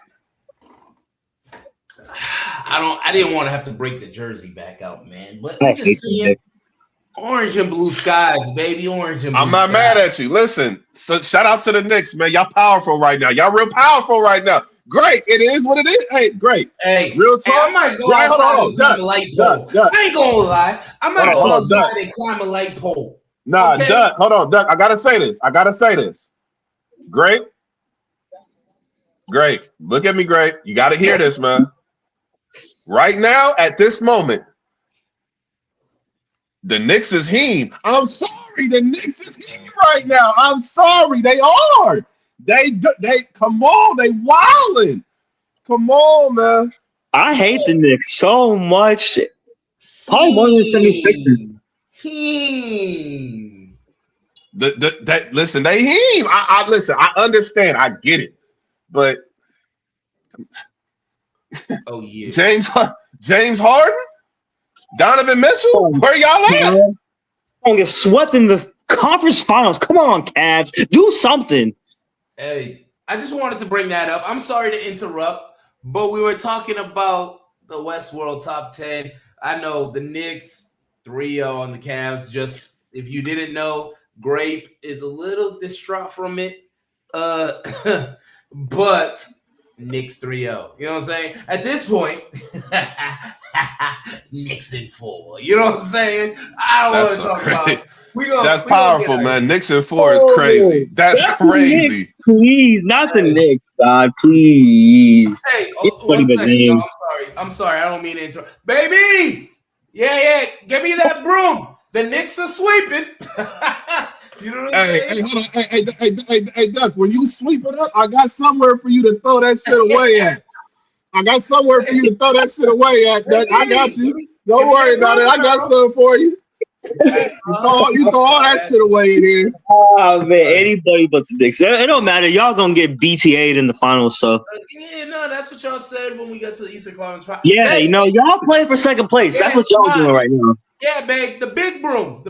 We sweeping up fast. Yeah, the big broom. Come on, Cavs, get this dub. Oh, man. The Cavs were not even underdog in this game, bro. Look, I will say this right now, and this is without a doubt. Number 1 on Westworld being Justice out of the contenders is unanimous. And it's no argument for anybody 2 through 10 to be ranked number 1 ahead of him. If you look at his resume on Westworld, the wins that he's accumulated, judge wins, the kind of performances he's done, even how he carries himself outside of here, which I know that doesn't carry as much weight, but he don't be losing battles over here at all. And he performs at a high level. So number 1, without a doubt, that's not even debatable. And pretty much. And as I have the heme in my head, he from Sacramento, so that's even times 2. You know what I'm saying? He from Sacramento, so the champ is from Sacramento. The belt up the street, right up the street, man. I pull up on Knicks right now. Belt up the street. So Sacramento powerful. Neither here nor there. But number 2 and number 3, Devin Miggs, they gonna battle to see who get that second slot. That's why they battling. That's powerful. And I think they're probably in contention more for, I think it's Grizz belt that he's on TV. So Grizz and Hansel battling. That could move Hansel completely off this list, and now he's the champion. Or that could move Hansel down the list because now you've had a chance at the Westworld Championship and now that he's on TV Championship. So this event they have coming up, it's actually in Arizona. If I'm not mistaken, it's in Phoenix. The Phoenix, Scottsdale, one of them. But the event they have coming up in Arizona, That's going to have a lot of implications on this list. Danny Myers is battling Dre Vicious. That's going to have a lot of implications for this list because if they both do well, you can't tell me Dre Vicious and Danny Myers shouldn't be on this list. There's a lot of people who've been arguing about Cali Smooth and Real Name Brandon being on this list based on their recent work. But shit, Real Name Brandon got a lot of good work that he done did. You know what I'm saying? With Westworld and the dubs that he got. Now, in recent history, he might not have been as active as somebody else might want to. But think about if you now get Dre Vicious and Danny have a great battle. He might be knocking at the door like, hey, I need parts of that 10. You feel what I'm saying? Danny already made a minute this year on Westworld. He might be saying, hey, I need parts of that. So it's competitive, bro. This top 10 contender list ain't nothing to scoff at, bro. These are the hitters. Personally, but I watched a lot of his battles, and that boy got some problems. Okay, he is a problem to deal with. Hey, Doug, I'm glad you said that because the Rising Star list been talking about Real Name Brandon like he ain't got no fucking name, like he just somebody out in the street. They've been talking about him like a stray dog in the street, acting like they whoop up on him and he ain't capable. I'm saying it right now. I'm saying this right now. Listen to me. You see me on this camera. I want y'all to focus in on what Heem is saying because I'm letting all you niggas know. You Rising Stars, y'all. Yeah, ISO. Get ISO. I gotta say this because this that. Matter of fact, let me post some more Heem in my cup so I have a full cup of Heem when I make this comment because y'all have lost your mind. Some of y'all have lost it, completely lost it.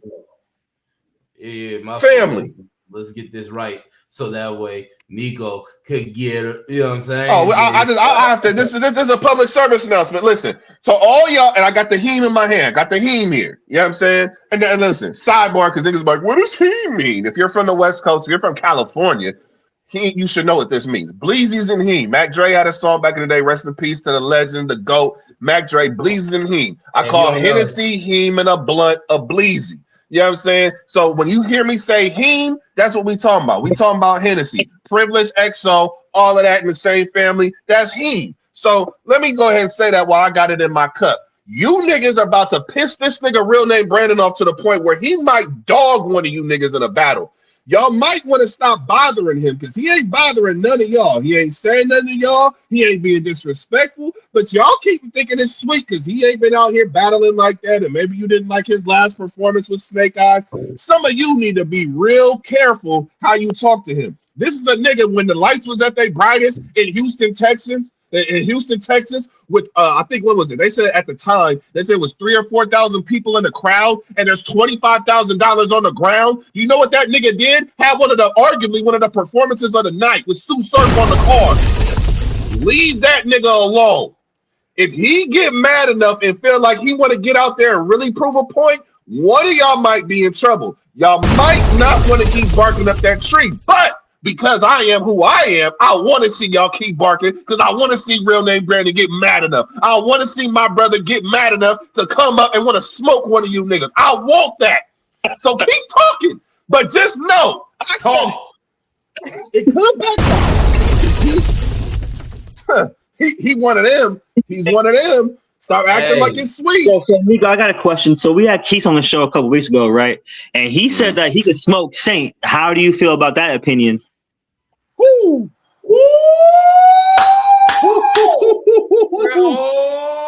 Smoke Saint? I don't agree with Smoke Saint. Do I want to see the battle? But where do I send my Cash App information? How do I pay for this shit? Now. Right now.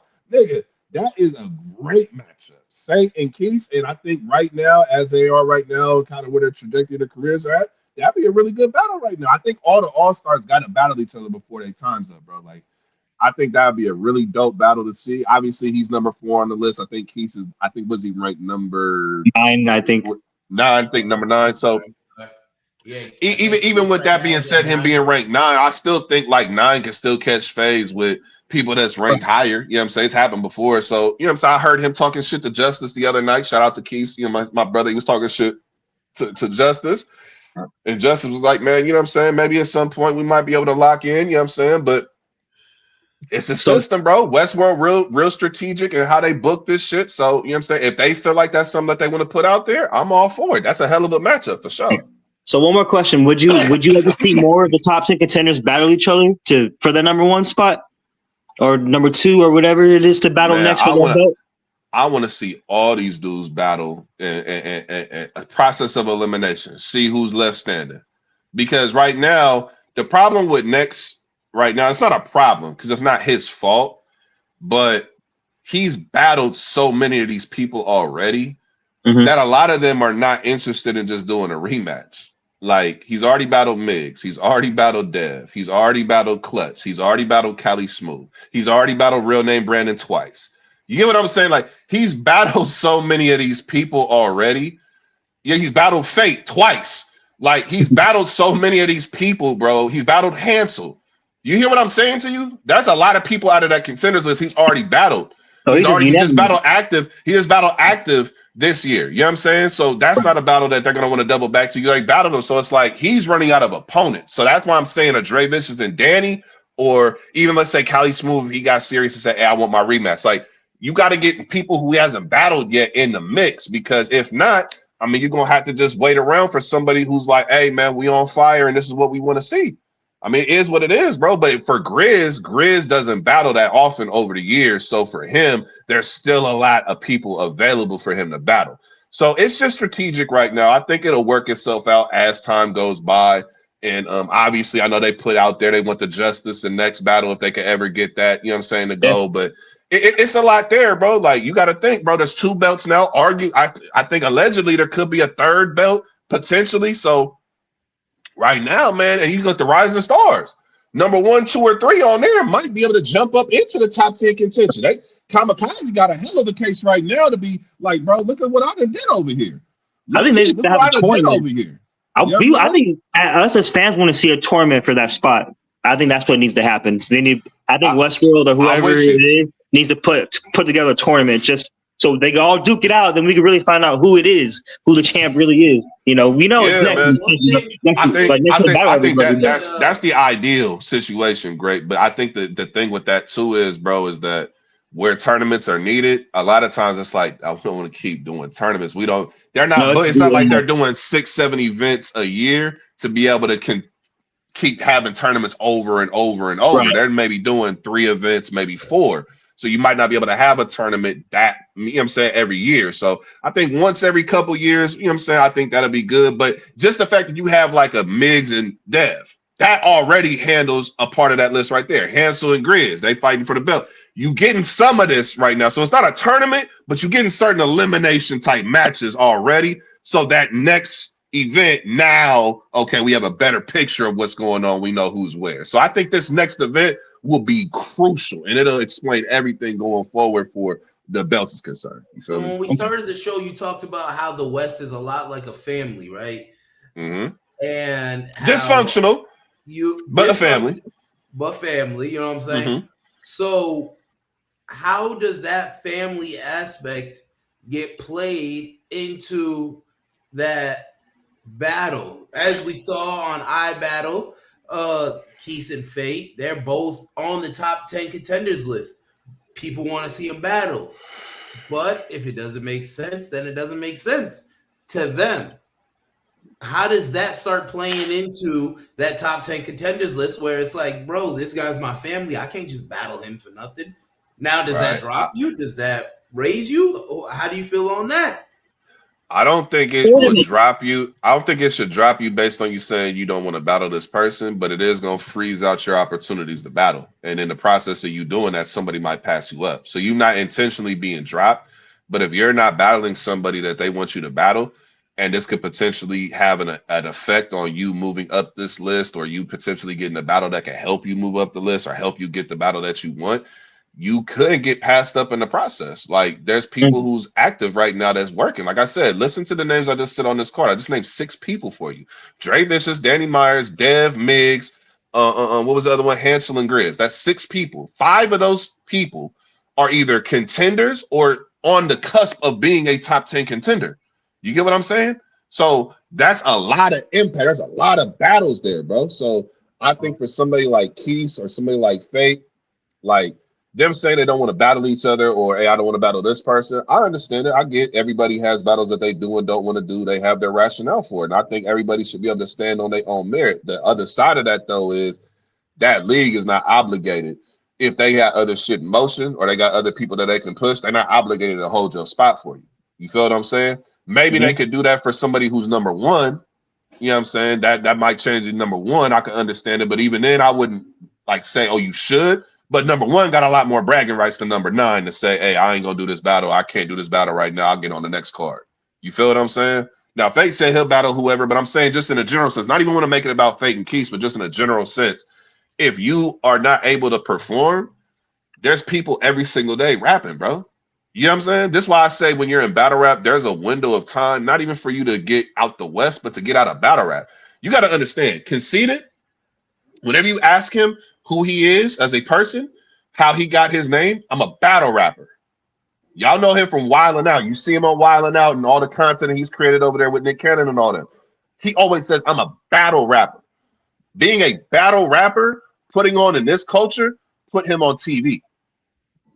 Charlie Clips, 2TV. Hitman Holla, 2TV. Dumbfounded was on I think it was on Empire, if I'm not mistaken. You know what I'm saying? You look at people like Disaster, he was in the Body movie. Like Eminem, you go back to 8 Mile. I mean, that's not today's form of battle rap, but that's still battle rap, the essence of it, rapping to each other and all of that. That's still where that energy comes from. So you see what battle rapping can get you to. So there's a window of time for you to go ahead and maximize that. And when you have your most energy going, your name is out there, or people is inquiring about you, you got to max out on that, bro. You got to be outside. You look at people like Cassidy. Cassidy, he hit the music scene incredibly. But when you really go down and dive deep into Cassidy, he's a battle rapper. Battle rapper, yep. So, but you already know, man. Hey, Nico, man, you've been putting on for the West for a long time. You know what I'm saying? Merely a fan. I just want to make sure I'm clear on that. I'm merely a fan of battle rap that cared to go ahead and create content. But I'm a fan. We all fans of this culture, bro. Like, I think the biggest mistake that happens in this culture is when people think they're above it.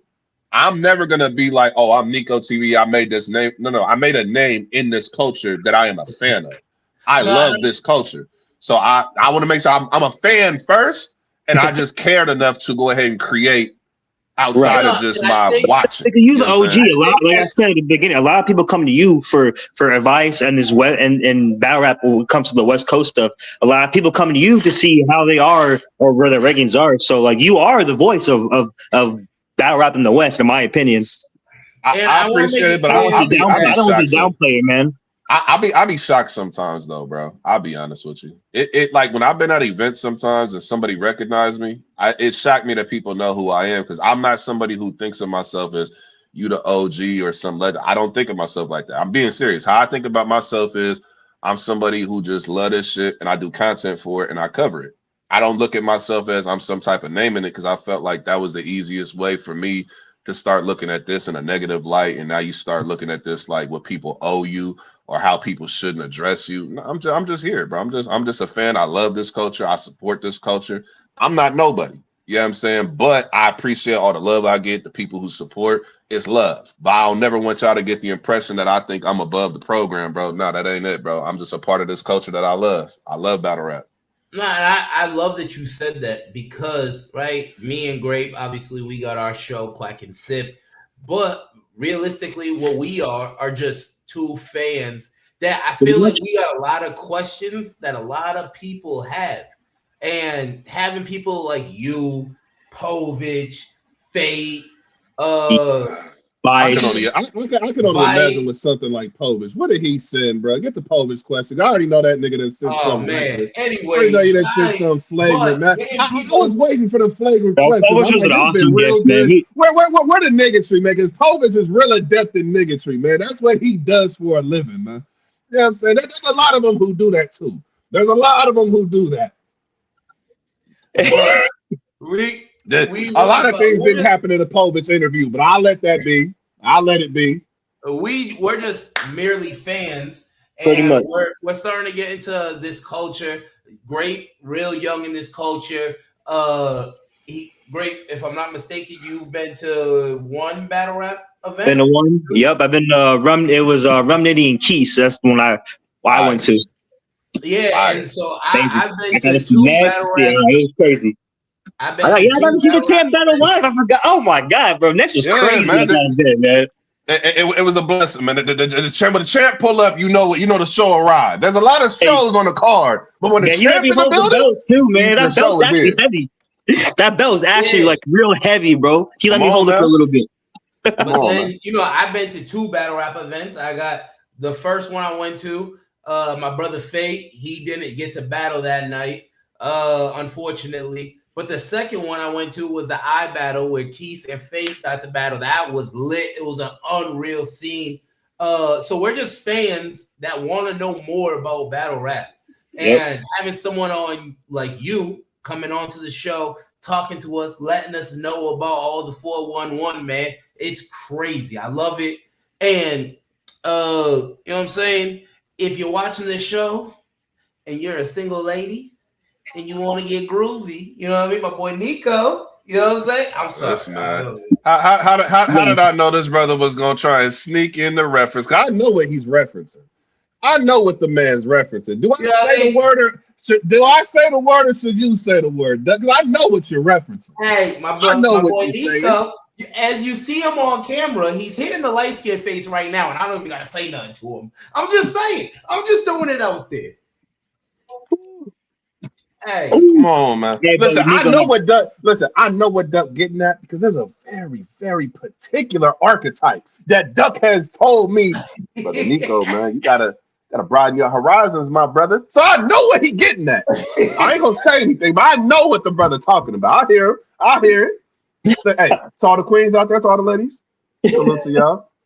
Cheers. Hell yeah.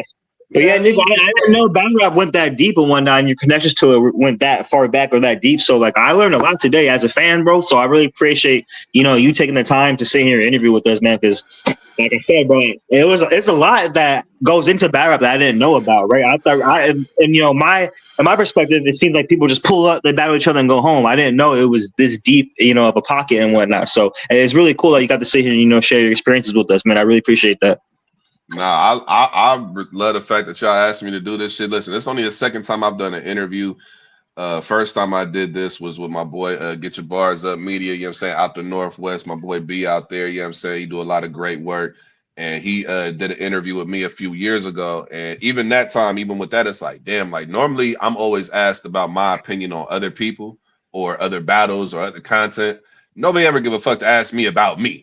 They go, what was your life looking like, Nico? What was nobody gives a fuck to ask me that, and you shouldn't. I'm media. I'm supposed to cover this shit. So to have the opportunity to go ahead and interview that means a lot, man. It's an honor for me to be able to do it for real, and with two people that I got the most respect for. You know what I'm saying? Y'all two honorable dudes. So even more of a reason why I would pull up and want to grace the platform for real. Nah, absolutely. And I mean, listen, offline, we tap in with you, man. Pause if need be. But we tap in with you, man. And you know what I'm saying? We're always asking, like, how can we get better? You know what I'm saying? You're like a big brother to both me and Great. And you really have, and I'm never gonna forget the advice we asked you. Hey, Nico, what do we need to do in order to get started in this media thing? And you said the key word, you already said it. You got to get started. You got to start somewhere. And we appreciate you. Obviously, as you said, as you see, we've been taking a lot of what you said to heart. We got started. We got a lot of episodes out. We had to make sure we got enough episodes out to make sure that we got everything straight for Nico. You know what I'm saying? But before you leave, you already know it's the Quack and Sip. And it can't be nothing without the show, baby. So we're going to get down to our last question. And if you are just tuning in, we got a little segment that we do for our last question. And it's called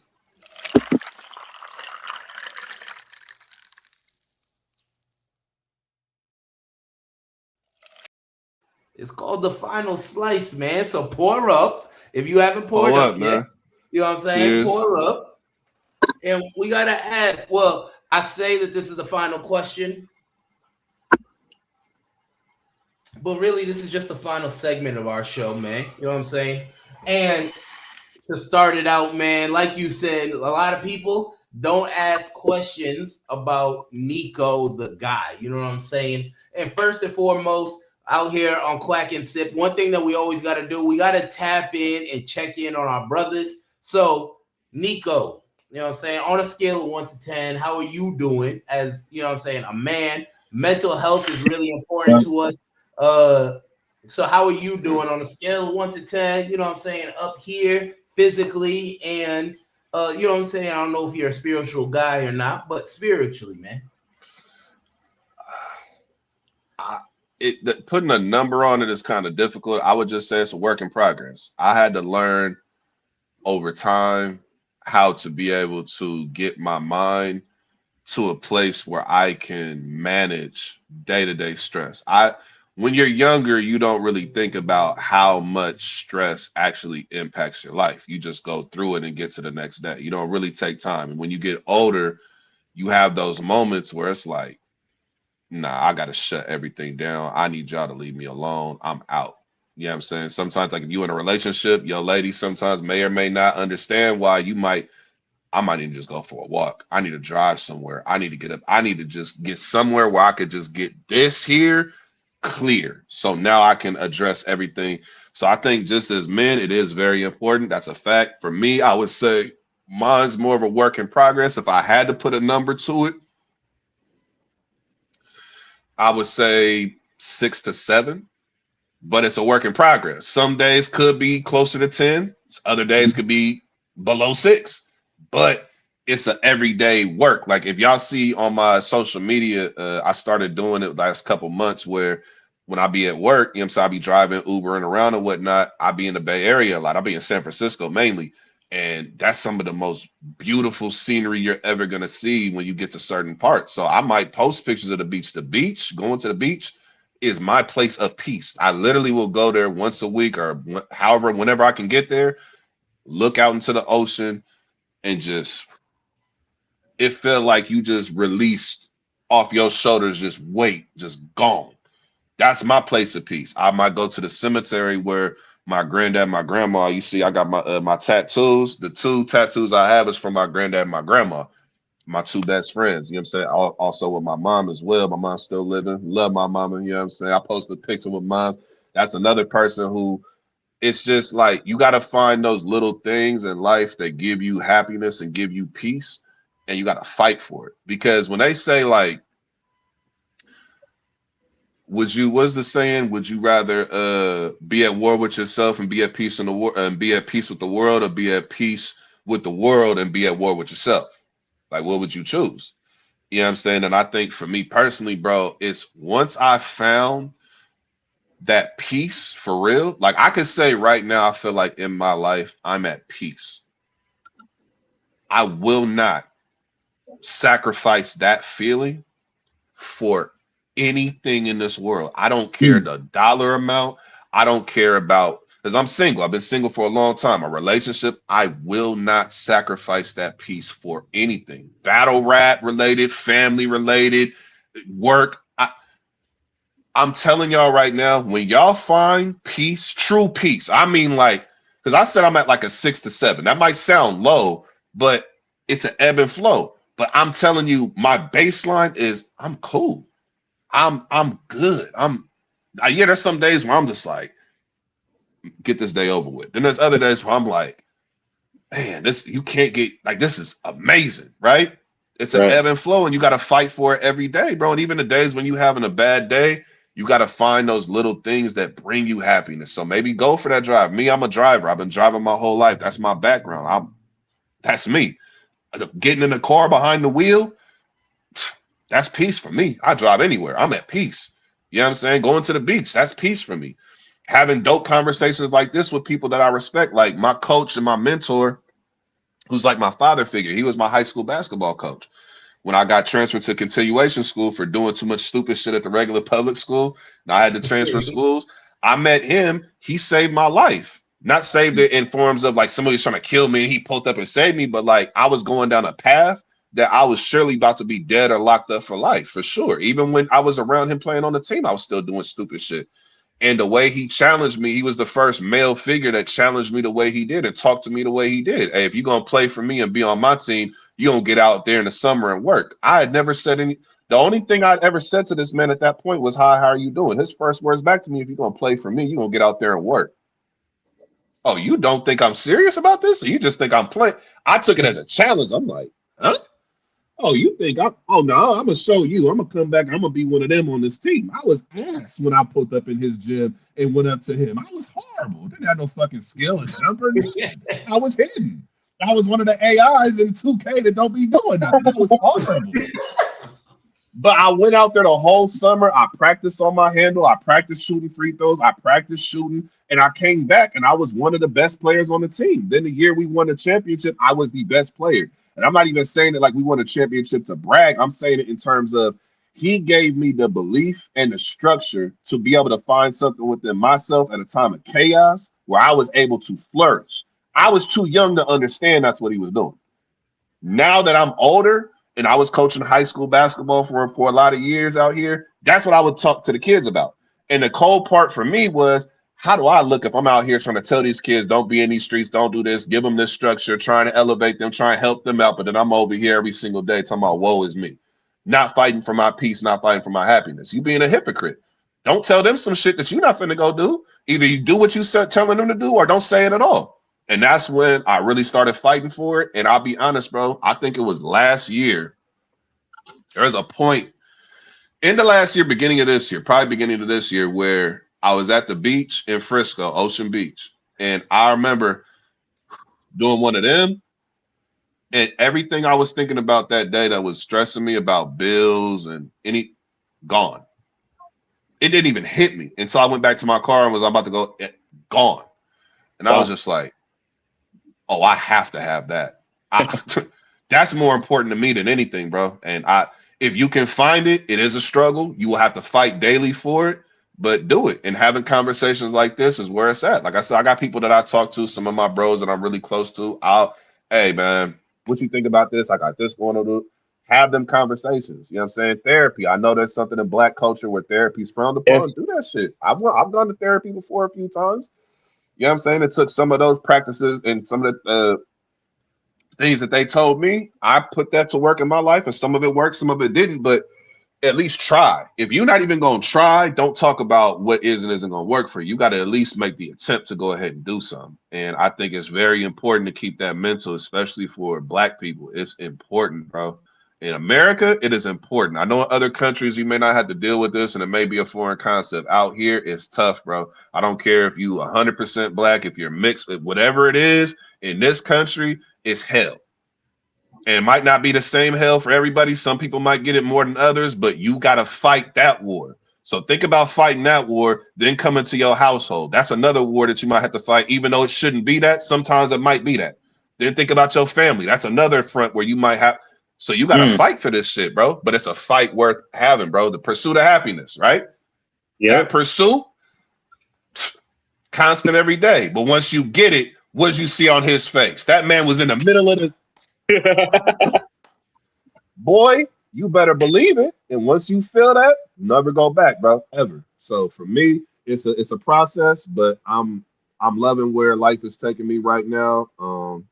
I will say, there are certain politics in this world that is whooping your boy ass, but I have found ways to make sure I level the playing field. You know what I'm saying? So I salute to that. And to say that when this whole Quack and Sip podcast for your boy, this is a form of therapy with some heme, which I don't say medicate with the heme, but because it's a special occasion, heme is in the cup. I'm here with my brothers. This is a part of my mental health. So cheers to mental health. Hey, man, shout out to you, man. Everything you said right there. Hold on real quick. Hey, because you just dropped some bombs. I'm not even on camera. Yeah, everything you just said, you know what I'm saying? You mentioned therapy. Me personally, I'm not a person of therapy just because I always feel like, hey, as a Black man, I was always taught hey, you can deal with your problems. And my wife, shout out to my wife, my queen. She is everything that I cannot be. And she is always saying, babe, just try it. Like, you just try. And I have not given it a good test. I'm not gonna sit here and be like, you know what, I tried, I did it. I have not tried it. But I am so lucky, right, to find somebody that when I come home, it's like that weight that you're talking about when you go to the beach and stuff like that. When I come home after work and I'm like, whoo, you know what I'm saying? Like, oh, I'm about to whip somebody's ass. Like, just seeing my wife, seeing my kids and stuff like that, it relieves so much stress. And then even just small things around the house and things like that. My wife, she is amazing.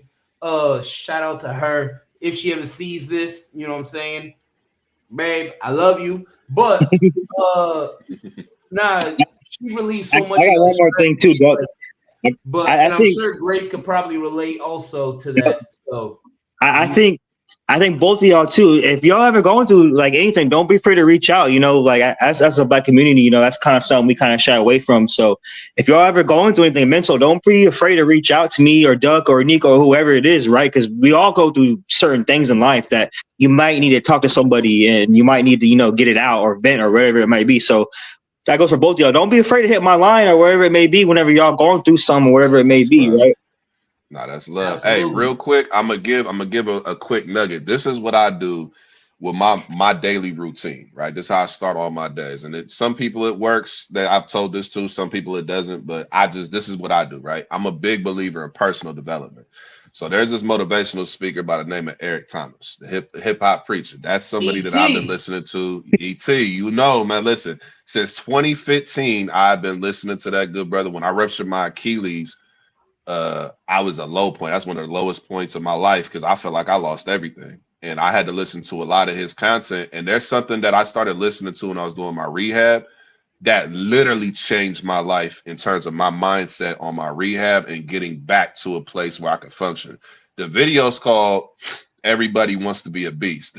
His quote in the video is, everybody want to be a beast until it's time to do what beasts do. Everybody wants to be number one, but they don't want to put in the work to be number one. Everybody wants to have they want to have the most views in battle rap. They want to have the most ladies when they go to the club, but you don't do the work it takes to get that result. You just want the result. So if you start developing the attitude of every single day, I gotta go after it. I cannot rest on the fact that yesterday I got a good result. The next day, get another result. Got to keep going. Got to keep going. So personal development for me, I listen to all his content every day. Everybody Wants to Be a Beast. I think that's the name of the video on YouTube, but that's how I start my day. That's the first piece of audio. I'm listening to that, refresh my mind. And then at least once a week, like I said, I go to the beach. I used to sit in your room with the light off and don't think about anything. Turn all the electronics off, unplug everything if you have to, and just sit. Nothing around, just you. Go in your car if you have to. That's your place where you could do it at. But for me, those are little things that I do. And it sets my mood for the day. You know what I'm saying? It sets my expectation of me. We're going out here to work. We're going out here to be great and define what greatness is to you. Some people, they look at their day, and if they didn't get a monetary value, or if they didn't get this girl number that they wanted, or they didn't get the 2K runs didn't go in their favor, they whole day fucked up, bro. My day started off good because I woke up. That's a win right there. Put that on the checklist. Win. First win, I woke up. Second win, hygiene. I brushed my teeth. I washed up, shower. That's another dub. There's some people out here that might not be in their schedule. They either might not be able to, or they just don't do it. Like, start thinking of yourself as every single day you're a winner. Like, I remember Kenny Smith said this quote a while back. He was like, man, I used to talk to this dude when I was coming up playing hoop. And I was like, man, why you go hard every single play? Why you do that? And he was like, Kenny, if I don't win, I don't eat. I live by that. If I don't win, I don't eat. And a win for me, define what it is. I used to think, because I don't make this amount of money. Hold on, because that was crazy. Yeah, I heard that from Kenny Smith. I don't eat. I don't eat. And define what a win is to you. I went by the virtuous success that society said. If you ain't making six figures, if you ain't getting that paper, if you ain't balling, if you ain't got this car, if you ain't got this type of woman by yourself, you ain't got this type of, define what it is for you. I had to define for me. I love driving. So guess what? I started doing Uber. Guess what? Most people around me tell me, man, don't do that work, man. What are you doing with that, bro? That ain't finna sustain. That ain't nothing like that. Guess what? I'm happy. I make my ends. I do what I need to do. I take care of myself. I'm able to provide. You know what I'm saying? If I need to go and step into a situation, I can do what I need to do with that. Now, am I saying it's the greatest occupation in the world and this is what I thought my life would be? No, but I take it as a win that I'm able to get up and work and get to it. Yep. You understand what I'm saying? Because there's some people I could drive past right now. They can't do that. So take your wins where you can see them at and start identifying success in your life. Your life is not the person on the internet. I used to have a bad habit. I would look at somebody on the internet and look at their views, look at their car, look at their lifestyle, look at what they're doing and think, oh, I'm supposed to have that because I'm in the same space and I do my work. Nigga, your work is your work. They work is they work. Stop looking at what the fuck they doing. Be happy with what you have. Yeah, you ain't making 100,000 a year. Guess what? You ain't 100,000 a year type of nigga yet. Do enough work where you can become that type of person. But your life isn't defined by the monetary value. I don't care how much money a person make. I got to respect the man you are.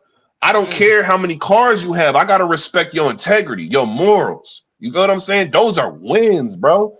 When you get a chance to go ahead and tell somebody, hey, how are you doing? You know, when you go to the store and you see a worker or something like that, and you might say, hey, how are you doing? I'm pretty sure that worker might have just had an experience where about 3-4 customers just, man, where's this item? Man, y'all didn't put this on this shelf. Man, y'all bullshitting up here.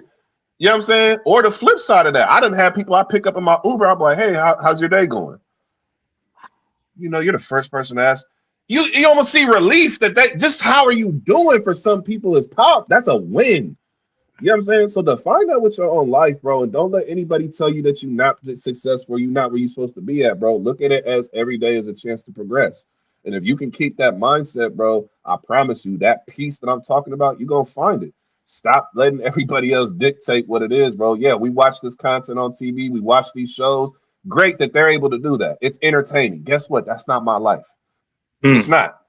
My life is my life. And I love the fact that I'm able to live and be able to get better every day. That's what I'm happy for. So that's my tidbits of what I go through on a day-to-day. And that's my mindset I try to carry over to the next day. You know what I'm saying? So some real shit, man. Yeah, that's some good life advice, nigga. I'm not gonna lie, bro. I'm gonna take that to heart, man. Nah, listen, it took me a lot of years to get there because your boy was stupid when I was coming up, man. I didn't want to hear shit from nobody. I thought I knew everything, so it took me a while. Hey, nah, that was fire. That, man, appreciate that. And you know what? Like a lot of people, I feel like they get up here and they don't like to talk the truth, man. And that's real shit that you're spitting. You know what I'm saying? But life changing almost. We got one almost it is question, and this is supposed to be.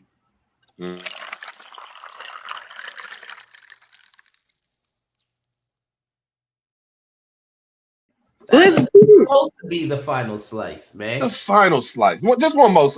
But I mean, you killed us with that last segment, man. Well, we gotta have one more final. You know Talk to me. I mean, shout out to you. You see, I got a little bit of heme left in there. You know what I mean? Any heme is good heme, man. Let's go. Hey, man, this is a cup the missus bought. Now, don't disrespect my cup. All right. Listen, you see what I'm in the coffee cup, brother. Can't get no more disrespectful than this right here, man. Let's go. We here, man. We here with it. Nah, man, and you know what I mean. You're a hell of a guest. I had to write this down. Give me 1 second.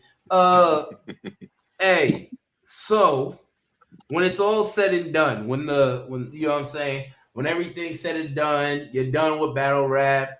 You're done with working. You're done with the family, everything like that, man. When it's all said and done, what do you, NICOTV, the voice of the West, what do you want to stand for? Or what do you want to be known for standing for? I'll two-part that. Battle rap, I want to be remembered. Jay Black said this in an interview with 3 Letterman. Shout out to those two, the pillars of the community, and I mean, responsible for a lot of the content we see out here over the years. So Jay Black, the GOAT, Three Letterman, GOAT is. I mean, listen, man, they up there. Jay Black said this, and when he said it, I knew it wasn't a lie because I was like, man, I pure. I was a fan that cared. Remember me as a person who loved this culture and cared. Everybody cares about battle rap. That's why we watch it. I don't care what level you start at. I don't care. You watch the battle, you care. Do you understand that that view is going to that battle and that metric is going to live forever? When you look at a battle that has 1 million views, that stands forever. Unless they delete that, unless that channel goes away, that's history, bro. Something that happened in 2010. I know it might seem like, oh, that's a long time ago, Nico. Yeah, that thing that happened in 2010, go on YouTube right now and look at that thing that happened in 2010 and look at how many views it has. Look at the comments on it. Look at the history over the years, and people keep going back to it and putting a new comment over the years. And this is history, bro. So for me, I'm just a little footnote in the history, a fan of battle rap who cared enough to go ahead and make content. That's what I ultimately would like to be seen at. I love that Jay Black said that was 100. I like that definition. And just in life, my ultimate goal in life, I heard this quote from is this preacher, my brother, he be in the church, and so I went with him to church a lot when I was in my 20s. So I was trying to get my mind right. He's like, man, you should be pulling up with me to the church, man. Come on, pull up. I'm like, all right, I'll pull up. And so I even remember I even went and did Bible college, studied the Bible, wanted to see, okay, what is this? Is this accurate? Should I be following this or not? Did my own research, with the class and everything like that. And I remember the preacher said something to me about life. It was, I don't know where the original quote come from, but I know he said it to me. So I'm going to give him the credit on that. He told me the quote is, live full and die empty. Live this life to the fullest degree that you can possibly do. Put everything about you and your experience, live full to the fullest extent of life. And when you die, you should not have any regrets or feel like you left something behind. When your time is up, you should feel like I maxed out. I did what I was here to do. And all of our journeys is not the same. Some of us are meant to do this. Some of us are meant to do that. But your journey is just as significant as this person who's a multi-billionaire or the person who's homeless. Like, everybody has something. We're all gifted in some way. So whatever you can find out about that, whatever you can give back, even if it's just being a morally good human being and you just take care of yourself and your family, you still added to the world, bro. You still made it to where there's generations of people who are not going to be out here on bullshit and give bullshit and bad energy to the next generations that follow them. You did your job. So live full, die empty. I love that quote. And just in a general sense, bro, it's learn to accept who you are. I think people like, oh, I know who I am, or I got this. Sometimes your job defines you. Sometimes your relationship defines you. Sometimes your occupation or your followers or whatever defines you. Define yourself. Accept who you are. And accept that who you are is so unique that there's only one of you out of these 8-9 billion people on this planet. Accept that. And when you accept it, you'll be able to accept what comes with it, which is your personal journey, which is your ability to inspire others. I think Nipsey, he used to always say, quote, that the highest human act that you can do in life is to inspire others.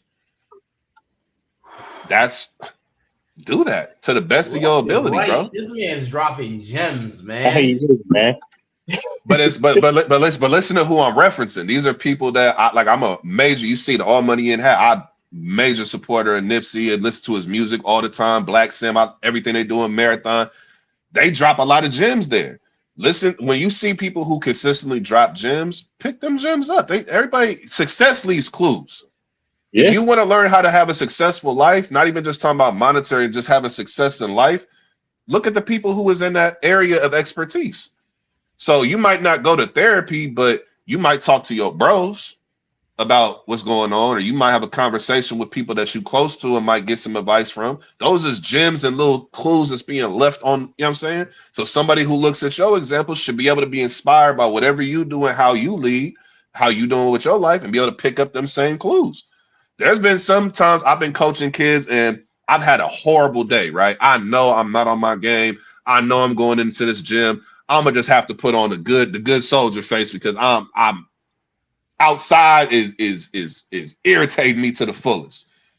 But guess what? When you get around something pure and you get around something that's real, you got to think about it's bigger than me. This ain't about me. This about everything else. You know what I'm saying? So everybody on your own journey, bro. Don't never think that it's insignificant or it's too small, bro. I don't even care if we've been on 2K before. We all 2K niggas. How many times we've been on 2K and had real conversations in there? We done had some niggatry. We done had some niggatry that goes off and it'll control the whole day. A lot. But a lot. Think about think about the times when we've had real dialogue in there where it's just a handful of us. That's impactful. That's inspiration. And I've had times where I've listened to some of the stuff that y'all say, and I'm like, damn, like just even when I wanted to get better shooting on 2K, Grape is an inspiration. I look at him, he's the best shooter out of our group. What do you think I did? I went to the gym and I shot all the shots I see him shoot, all the shots. I would go everywhere and just start shooting all day long, Michael, wherever. He inspired me to want to get better in how I shoot and how I play the game. Cause I'm like, man, that's an inspiration. How he get down, what he do. Man, I want to add that to what I do. Like, it's an inspiration.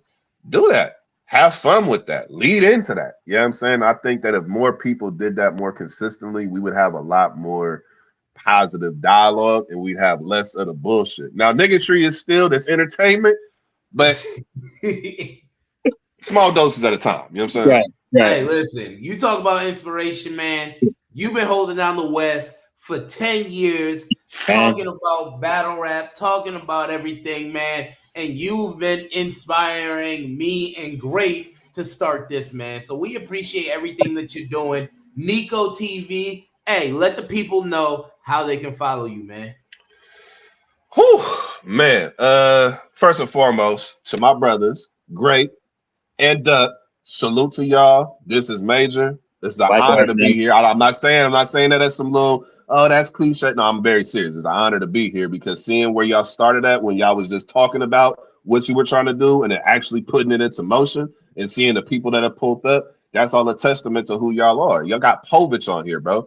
Nobody talks to Povich these days. Nobody has Povich to inquire about what he thinks. So that's major. You know what I'm saying? Salute to Povich. That's the bro, but this is dope, man. I love what y'all doing. Hopefully y'all keep going. But before I get to where everybody can follow me, I just want to salute to the people who had the impact on me. I already named Yak, you know what I'm saying, Kato's.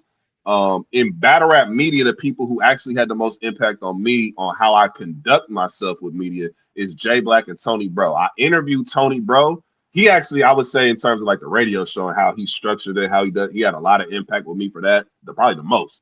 And then J Black as well, just seeing how he was over the years. So I interviewed one. I would like to interview the other. Hopefully before my time's up, I might be able to do. I do have a list, but to salute them dudes for their work and how they. Whoever you want.